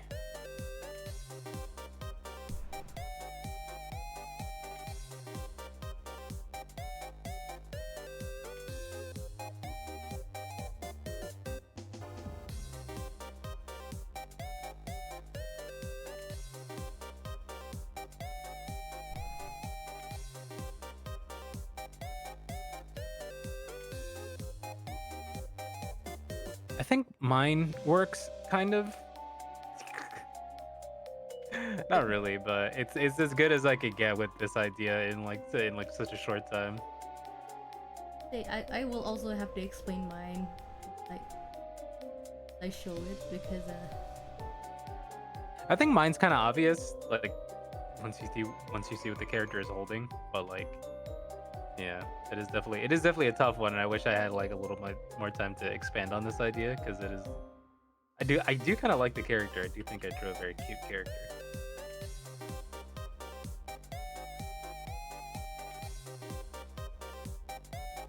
Oh, how's yours coming along? almost there.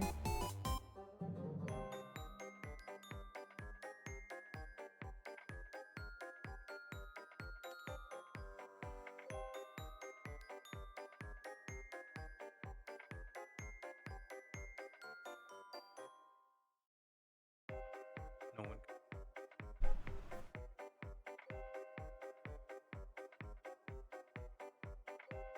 Not even Yugiri Otome. What? Nothing.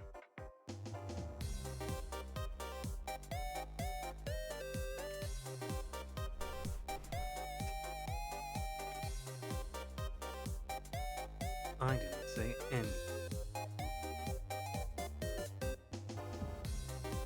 See, I was gonna draw. I was thinking about like my computer mouse, but then I was like, no, that's cheating because my computer mouse is Evangelion themed.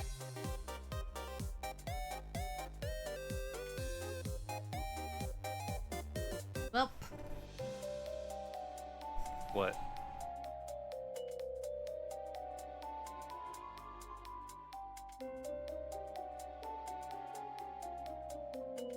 Oh, I just came up with a better. It's too late. It'll take. committing. Yeah, I'm sticking to this concept. I think this concept's cute, but it doesn't quite hit the mark. Still cute design though. I think you'll like. Yeah, what do you think of this design? Do you guys like it?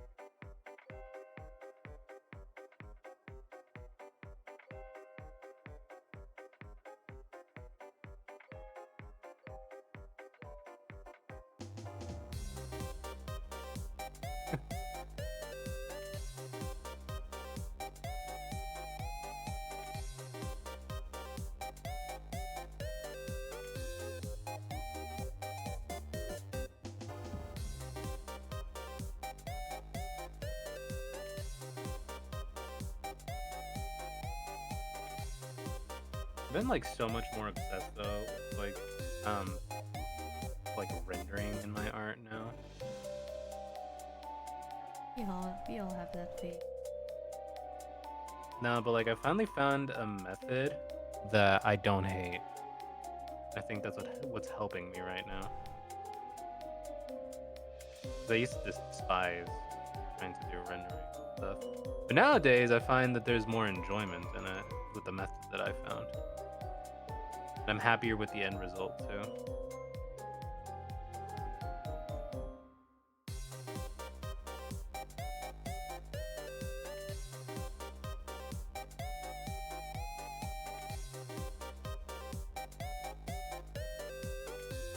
Otherwise, the rendering fucking sucks. How do I perceive this piece of the human body in 3 dimensions? I don't know. Figure it out, Ron.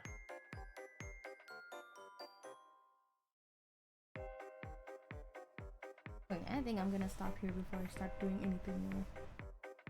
Okay, I think I also need to stop here. I'm starting to render. Don't you dare. Okay.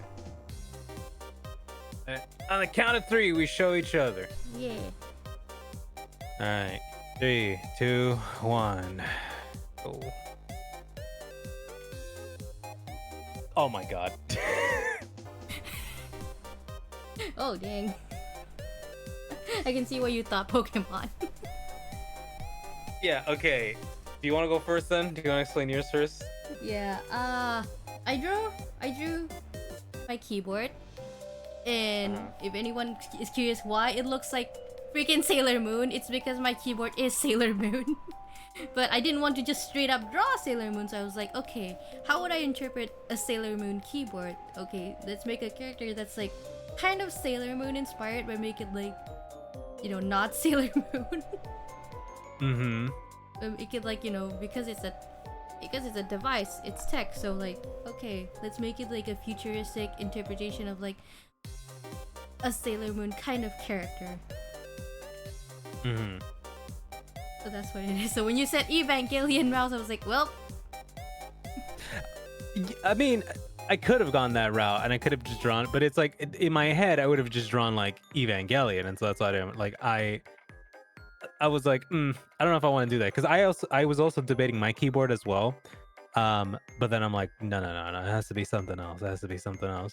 And then, you know, I've been playing my Switch a lot recently because I've been playing a lot of Xenoblade, and my Switch is well, this is me explaining mine now. I have the pink and green Joy Cons, the Splatoon ones, right? So I look over and I'm like, oh, I'll just draw like a Gajinka of my Nintendo Switch, and I was just thinking of like, I guess my mindset went to like those like early 2000s like Dreamcast like mascots you would see in like ads, you know, like the old Sega mascots, or even like, I guess like I kind of was channeling a little bit Hyperdimension Neptunia a little bit as well.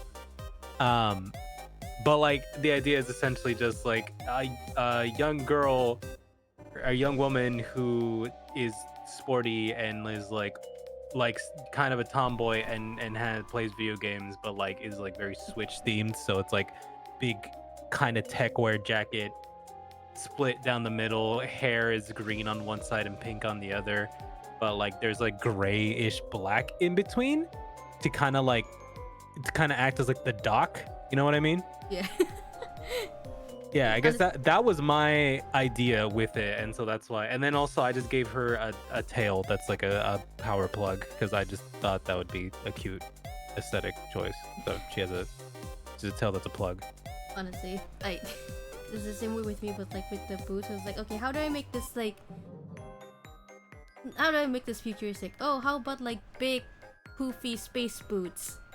Why not? It honestly, I was debating like either.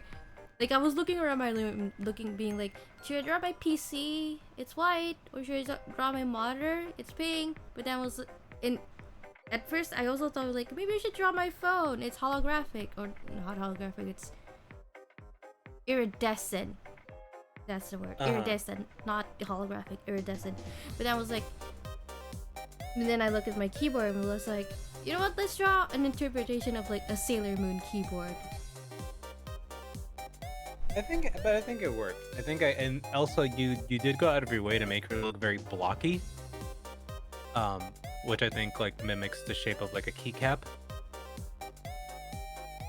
So that definitely does help with like the keyboard aesthetic. Is that there's a lot of like square and sharp angles in that design. Yeah, I think it's just that because this is a prom, we can't take too much time spending on like Yeah, designing. So like this is unprompted, guys. We are doing everything completely on the fly. So if I had more yeah, time, but I could figure out a design that could work. But because again, we don't want to spend too much time. So this is what you can get. I think I don't even think it's like bad though. Like I think that the same could be said about anything. If you give us more time, it's like of course you're gonna cook something a little better. But um I think it's about just where your mind goes when you're first given this idea, right? So you went to your keyboard and you went into try and interpret into futuristic, right? For me, I think in my mindset when I was like, oh, my Switch, all right, I'll make a Switch girl. And then I'm like, okay, but how would I do the style? And I'm like, do more simplistic, do more rounder shapes, bigger eyes, almost like a Pokemon or Mega Man Legends esque style. Um, but it's just hard kind of like I understood the style I wanted to go for, but I didn't understand how to put it all together. You know what I mean? Yeah. um and so like yeah, so that there's the whole idea of like when I was thinking of my Switch and the Joy Cons, I went the first thing I thought, okay, it's splitting the color, so it's like pink and green, so how am I going to do that? And then I was just like, okay, half of her hair is pink, half of her is green, and all that stuff. And so like that's where I went with mine. And then just to make sure that you knew she's holding a Joy-Con too, so you can see, like you can see, oh, there's the inspiration. And also I gave her the hair clip that's the AXBY. Hey Reva. Hey Reva, hi. How you doing? Yeah. Honestly, yeah, I really had to I'm gonna have to explain this. I'm gonna have to explain this because how do I tell people that I essentially did not just draw Sailor Moon? I mean, yeah. I think the one thing that I will say when I look at this design that I am kind of like proud of is like if you look closely, the drawstring from the hoodie is the strap you strap on, that's on the Joy-Con that you strap onto your wrist. Um, I specifically was trying to incorporate that in there somewhere, and then the earring she has is the little like earring she has is the little when you take off the Joy-Con and like you want to put that cover on it that gives it the two buttons on the top. Yeah. It's like that. That's what it's like meant to be. Which it's just hard to convey that, but like yeah, that was the basic idea, and that's why like I was using gray as like an in-between color because it's the color of the Switch dock, right? It's like a very like dark gray. Um, Same with her eyes. That's why I didn't make her eyes colored. I made them gray to act as like the middle, you know, the docking point, I guess. I don't know. My brain was just like gray, green, pink, cute girl. Do that, and then I Honestly, did, and then yeah. honestly, this is why it's fun to do these exercises because like when you get these prompts and then suddenly your mind becomes so narrow and you're just like, wait, what do I do? What do I do? What the fuck do I do? There's so many things, but what do I do? Because like, but after you finish, it's like, oh, I could have drawn my controller. I could have drawn my headphones. I could have drawn this. Why did I choose this? Because now my Right. thought, yeah, because now my thought process is like, oh right, I have a pink controller. I have cat ear headphones. Why didn't I think to use them? And I'm just like, but this is the fun with like prompts and Yeah, how you deal with it. you gotta really like stretch your brain and be like, okay, I know how I would approach this now and whatnot. But yes, that was a tough one. I think that was the hardest one so far. Right? Like, Suddenly we have to like that was design a definitely whole other character based on our devices. yeah. So that's a good one. I'm if you guys you were watching along, if you were thinking of which one of these specifically you would want to like try out this one, try out the Gajinka one, because I think this one is definitely the most challenging of the ones we've done so far. Right? That I was so blank. Yeah, because first it's like even coming up with like what would you want to draw, and then subsequently, how would you even design that and whatnot. But like, it's good though. It's good practice for if you ever want to get into the field of like doing character design or character concept for stuff because you gotta use this kind of um thinking, or you have to use these kind of like skills for things like that. So I think it's really cool. And also like it's just fun to make up like characters and designs, honestly. It is. um at least for me it is. I really enjoy doing that. um Yeah, yeah. I think it will be also a fun challenge. Like, do an art stream where it's like we get each of us are like given like specific prompts and then design a character just based on those prompts and spend a whole stream designing a character based on those prompts. I feel like, yeah, we should do something like that, like, and kind of like narrow the focus on doing like some character design work and stuff, because it would really make for an interesting thing to see. Because I think it would be interesting if we were given the same prompt and then see how each of us would interpret it, Right. like in that sense, And it would be like a Then at full, the end, and it would be like a full drawing, not just like quick sketches that, like we're doing right now. yeah, which which I think that would be a really cool idea. Um, do you want to keep going? Because we've been spending a lot of time on these. Yeah, I can still keep going. I think I'm good to do one more. I think Alright. one more and then we're good. Okay, let's do one more. Are we ready? I am ready. Time to spin the wheel of misfortune. Woo!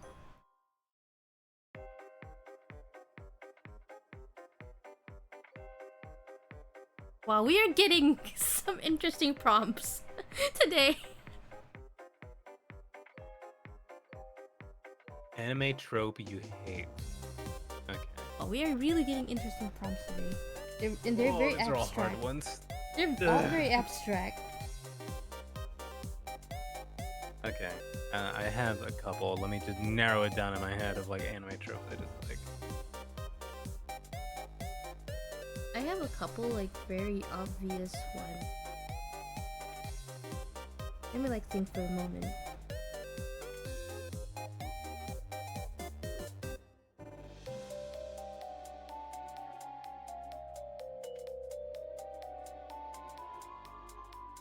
Mm. Okay. Anime trope.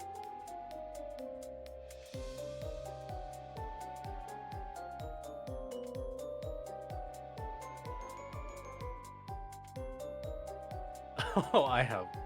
I have a fun one.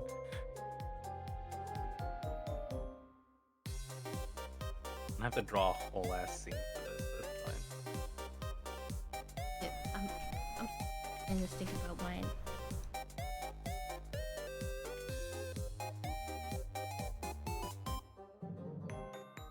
I'll go simplistic with this. I'm not gonna go basic build.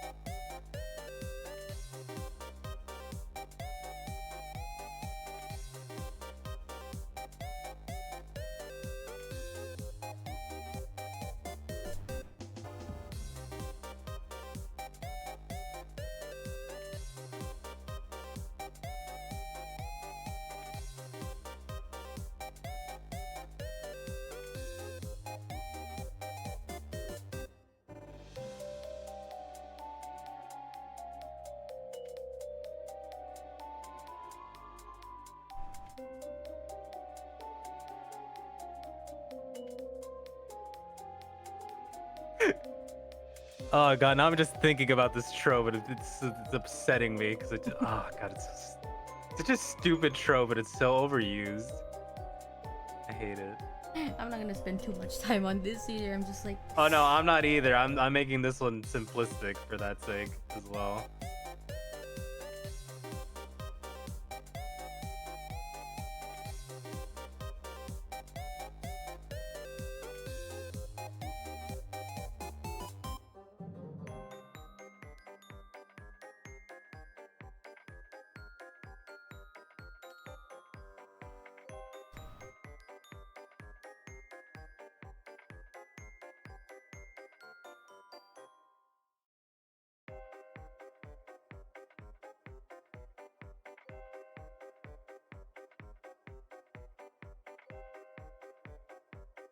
Mm.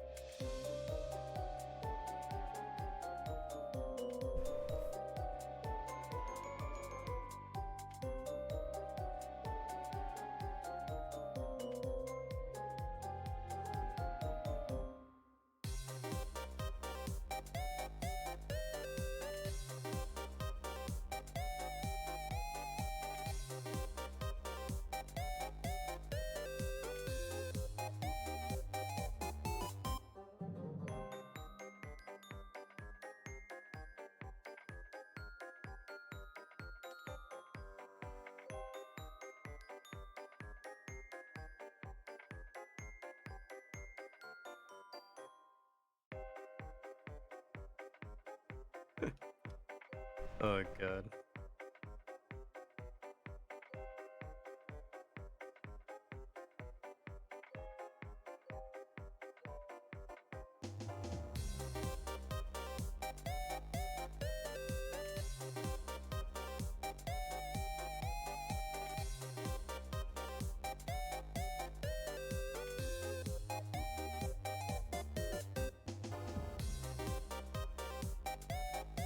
I gotta draw it. Ugh, God, now that I'm trying to go simple, I'm like failing at it.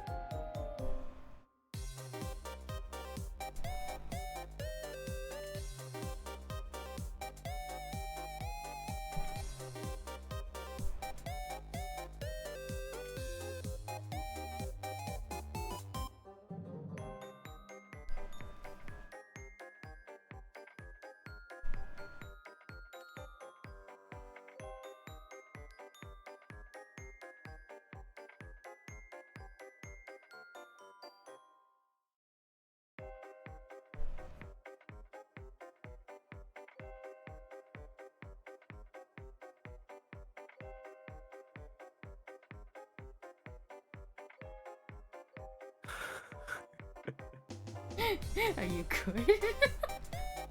Yeah. The more I think about this trope, the more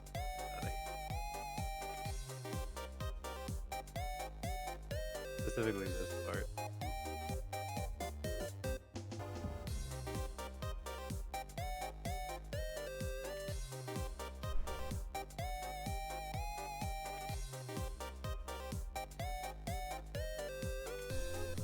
Draw this better.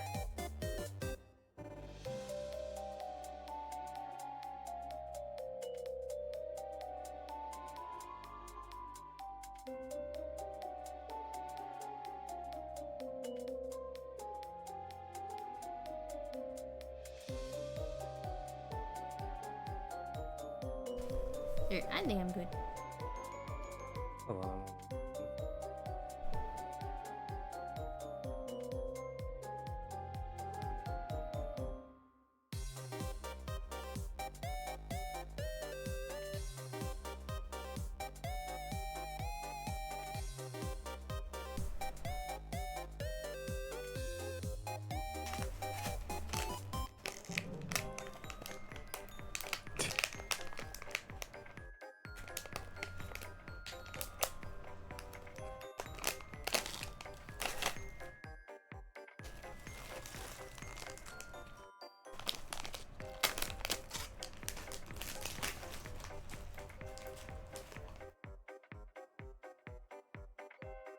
Oh god, I drew her hand so mangled.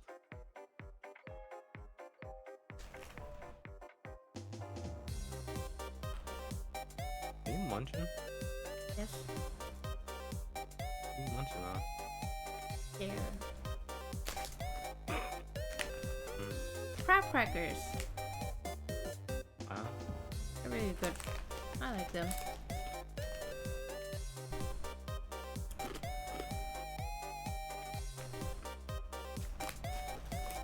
We got Otome ASMR here. I don't think they can hear anything. If I can hear it, that means stream can hear it. Can you guys hear this? That I can hear you crunching? Yes. I make it It's okay, this is premium content. That's what they come here for, Otome. Tell us, oh, we can hear it. It actually might even be louder on their end because Discord does the silence thing. I did get closer than my mic though. Oh my god. That's what I do, and then chat says, no, we hate it, but then I know they're clipping it. Sickos. Absolute degenerates. There you go. Snack ASMR. Did you hear Otome crunch and lunch? Crunch and munch. I think I might go for pasta later. I haven't had pasta in a long while. Okay, I think I have finished. Sorry, a tail My, bonked me. Okay, you're gonna know it immediately as soon as you see it. Okay, are you ready? Yeah. 3, 2, 1. Right, 2, 1.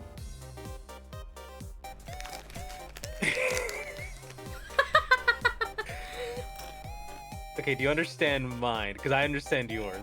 Yeah, I understand yours. Okay, do you wanna go first? Explain yours. Yeah, so mine is basically. Sorry, I'm still snacking. Lunch. But yeah, mine is very obviously the tsundere trope. But here's the thing: it's not just the tsundere trope, but it's like female on male violence tsundere trope, where it's like, how is it okay for female characters to just beat up a male character just because they did one tiny transgression? Let's say it's just a normal, self-insert guy. He's not even a pervert, but he's, in that lucky skebe situation. It's like he accidentally gets lucky, but he's apologetic about it. He's sorry. He apologizes. He tries to get away, but no, the female character the tsundere gets so angry and just beats him up, and I'm just like, I hate this. What the fuck did he do? I might not like self-insert characters, but he did nothing wrong. It was accidental. He apologized. How is he in the wrong? Right. So you don't like it when the reaction is extreme violence immediately. Yes, it's okay if I do the extreme violence though, but like, I don't like those female tsundere characters that are just like their immediate reaction to everything the male character does is extreme violence. What prompted this? What did they do? What the hell did they do? I think it's just a carryover of like slapstick comedy and like that kind of stuff, and very physical comedy and stuff like that. But I think that it's kind of gotten old, especially nowadays, because it's like it also lends into the other trope, which is the accidental touch the boob. Oh, I tripped and this girl's entire shirt fell off because I tripped and I touched her boob, and as I was falling, we also had sex, and now the whole school saw, and it's just like that trope where it's just like, oh, okay. Right. And now it's like, it's not just the tsundere girl anymore. It's like any single time there's a harem kind of anime, there's a self-insert male character, he just gets into like this accidental lucky situation, but all the girls just react so violently just because he like, okay, let's say it's a hot spring, episode. The girls are bathing. He's just on the trip with them, but maybe they have the situation where they switch the male and female hot springs around at a certain time. So the male character didn't know. He accidentally walks in, but no, everyone treats him like a pervert just because he accidentally walked in because he didn't know. How is that That's fair? literally a point. That's literally a point in Persona 4 where that happened. I think it's And a then point. one of the options that your character has is stand your ground, and you will just stand Yeah. there and get bombarded by objects. And then I think if you do that, it raises your. It's just like I think that's Yeah. I think that's a kind of like a standard for most animes, but I just don't like it. So I know that there's been like one or two animes where it's like, oh, that happens, but then no one gets beat up because, like, you know, again, it was accidental, and the female characters know the male character well enough to know that it's completely accidental. I feel like that's refreshing. But no, even till today, there are still animes where it's like the girls treat accidental situations like that as if like you just committed a crime, and I sincerely hate that. This is a carryover, I think, of just the old style of doing things, and I think it's just something that needs to go away. Same with like the perv character. That's what I was gonna draw at first, but then I'm like, no, I don't want to draw anything creepy. You know?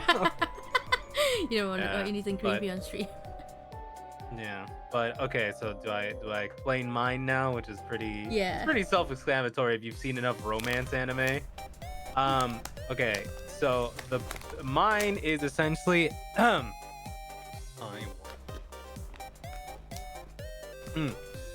So mine is essentially any time in a romance anime, and it's specifically towards the end, and it's usually the female character, the main female lead will finally confess to her crush on the day of the summer festival, and she decides that the best time to do it is during the fireworks. And guess what happens? The fireworks are too loud, so the guy doesn't hear her. And so afterwards he's like, "What did you say?" And then the girl's like, never mind." And I fucking hate that trope because I'm like, what do you mean never mind? You committed. Go in, double down. Why are we doing that? And we know why. It's to extend the story. I think one of the biggest offenders, I was really into the anime Monthly Girl Nozaki-kun. Oh yeah, And- yeah. That was the first thing that popped up into my head when I saw this. Yeah, so that's the one that's the most egregious to me, because I'm like, this whole fucking anime, the joke is that they keep falling into these tropes, and he's literally like a romance writer who's so dense to romance, and that's the joke, right? I get it. But like that was the one where specifically I was like, no, why couldn't you drop the joke for just that one moment? And I know it's because they need to continue the story and all that stuff, but it's like, no. Like, this is the problem I have with so many of these romance anime that are like gag based. It's like there's a point where the gags need to stop and romance actually needs to start happening.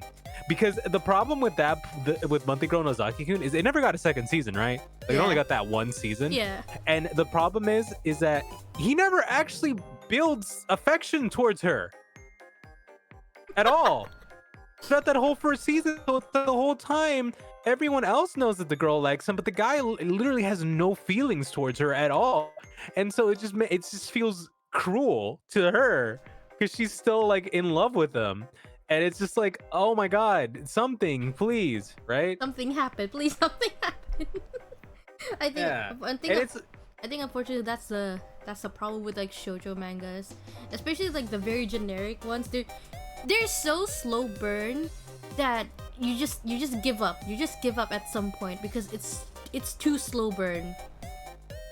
you know why that's why the most refreshing, and to this day the most refreshing and like best romance show, well, I wouldn't even say shoujo, it's more like seinen, but like the best romance fucking manga / anime that I have seen in years is still Watakoi.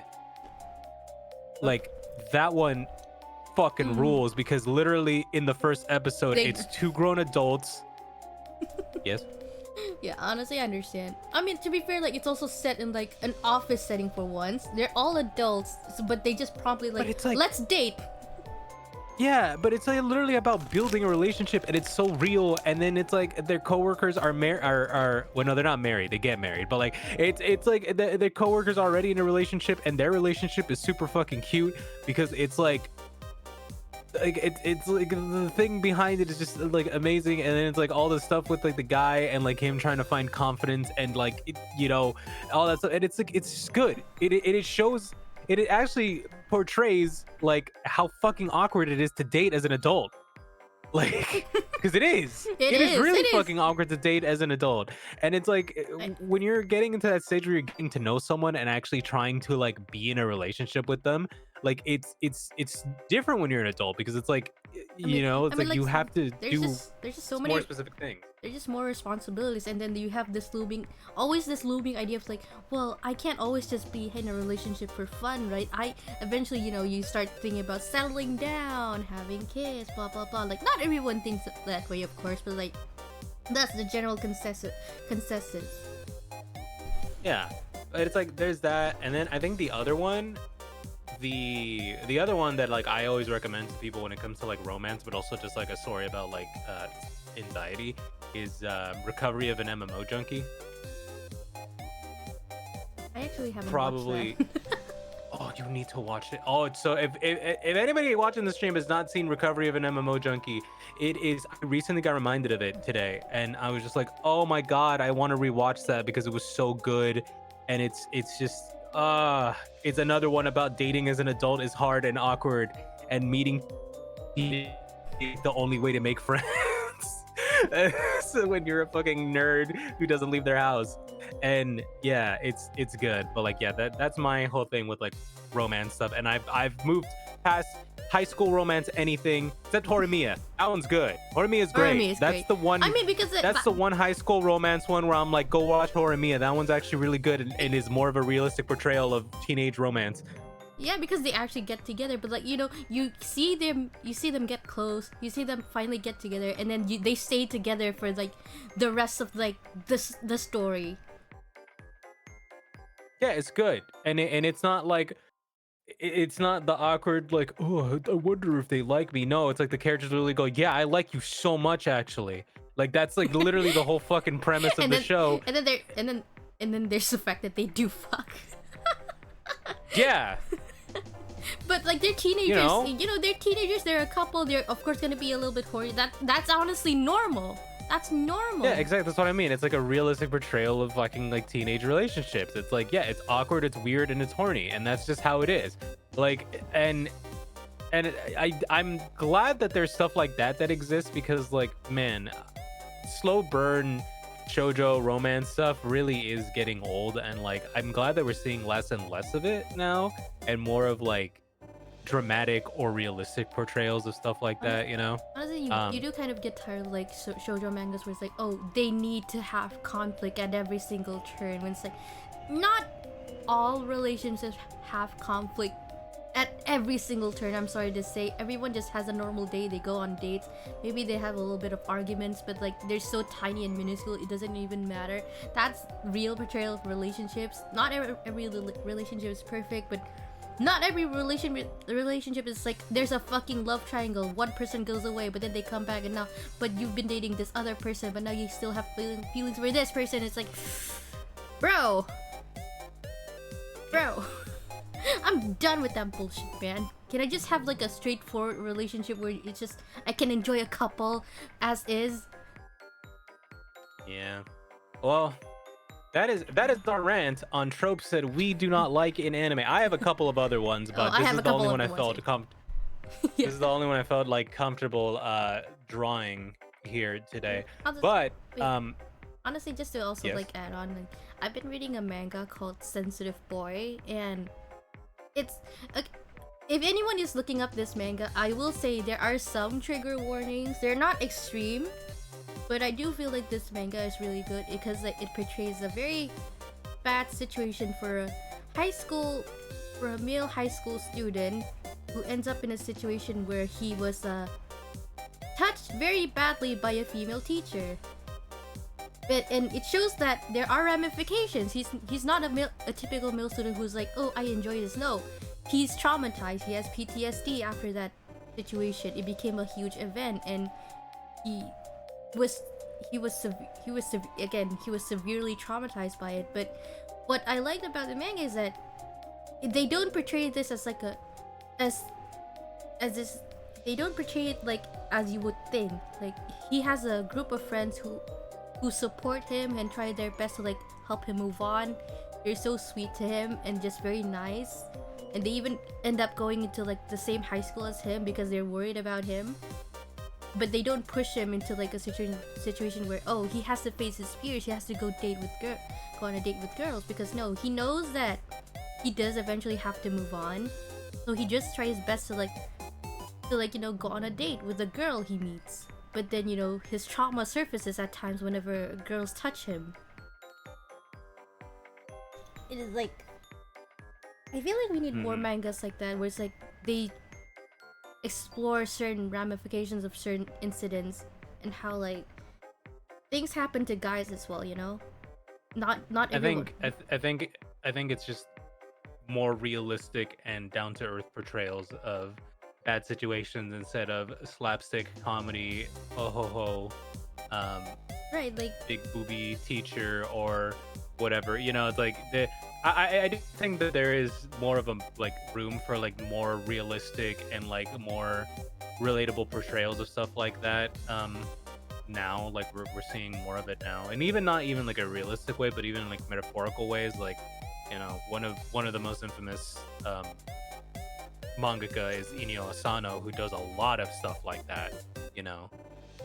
I think With a lot of his series. I think it'd be good to have more manga that's more realistic and empathetic. Like, I don't want more manga of like there's the trend of manga these days where it's like it's super depressing, horrific, even borderline cruel and torturous at times, and it's just like there's no empathy in the manga whatsoever. And it always like, whenever I end up seeing mangas like that, I'm just kind of like disappointed, because this is the state of manga right now, where you need like extreme cruel torture to like catch people's attention. So it's like, I think we need or you have the isekai manhwa about the guy getting bullied so hard that like I don't know, for some reason his bullies frame him for tax evasion or something.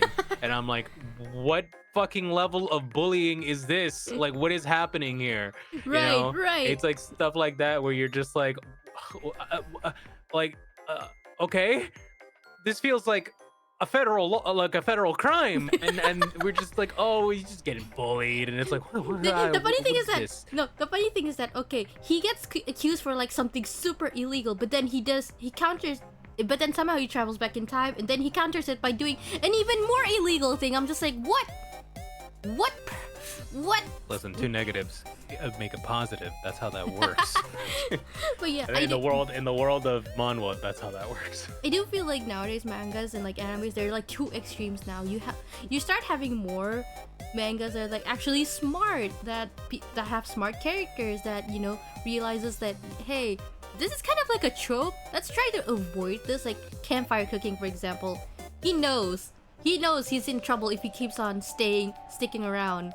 So he leaves and goes traveling and just enjoys his life in an isekai world, which is like, yeah, I would do the same thing. I would leave. I would not want to be a hero, if I'm being honest. And especially with his abilities, like literally net online, that is an amazing ability to have in an isekai world. But yeah, speaking of like, I need to watch that one. Yeah, you should. But yeah, speaking of like sensitive boy, I really enjoyed the fact that they really kept everything like realistic and empathetic. Like, this is a boy who is traumatized, but he's trying to work his way into like getting better. But then at the same time, they're talking about like oh, it's more normal for like just guys to date girls normally and have fun and blah blah blah. But he worries about that because like, I'm not normal though. I've been assaulted. I have been defiled. I have encountered this situation where I can't even hold a girl's hand without like hyperventilating. But he does eventually get better, but he did have like a bad relationship with a girl his age, unfortunately. But he does eventually meet someone who teaches him that it's fine to not be normal, because what is normal? You're just comparing your normal to like everyone else's normal, which makes you unusual. When it's like, everyone has their own interpretation of what's normal to them. What's normal to them might not be normal to you. What's normal to you might not be normal to them, and that's fine. That's completely fine. And then at the end of his arc, it's like he may not he may not ever be fine.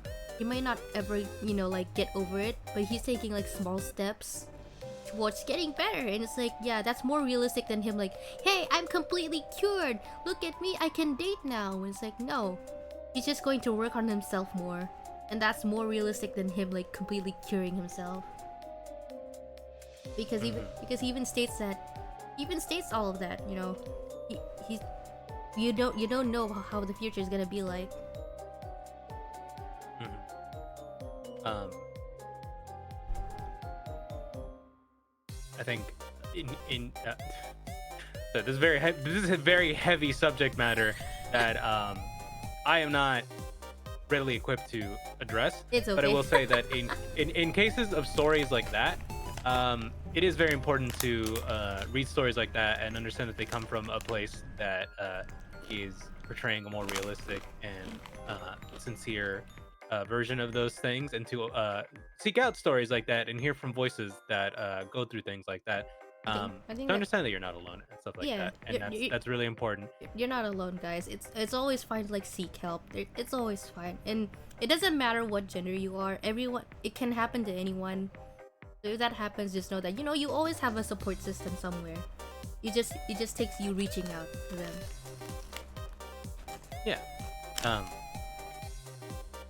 But yeah, that in that case, Yeah, we finished it. We did 4 prompts today because I think we took too long on some of the other ones. you know, it's also the fact that whenever me and you get together, we talk about like our opinions on stuff. We tend to rant for a little too long.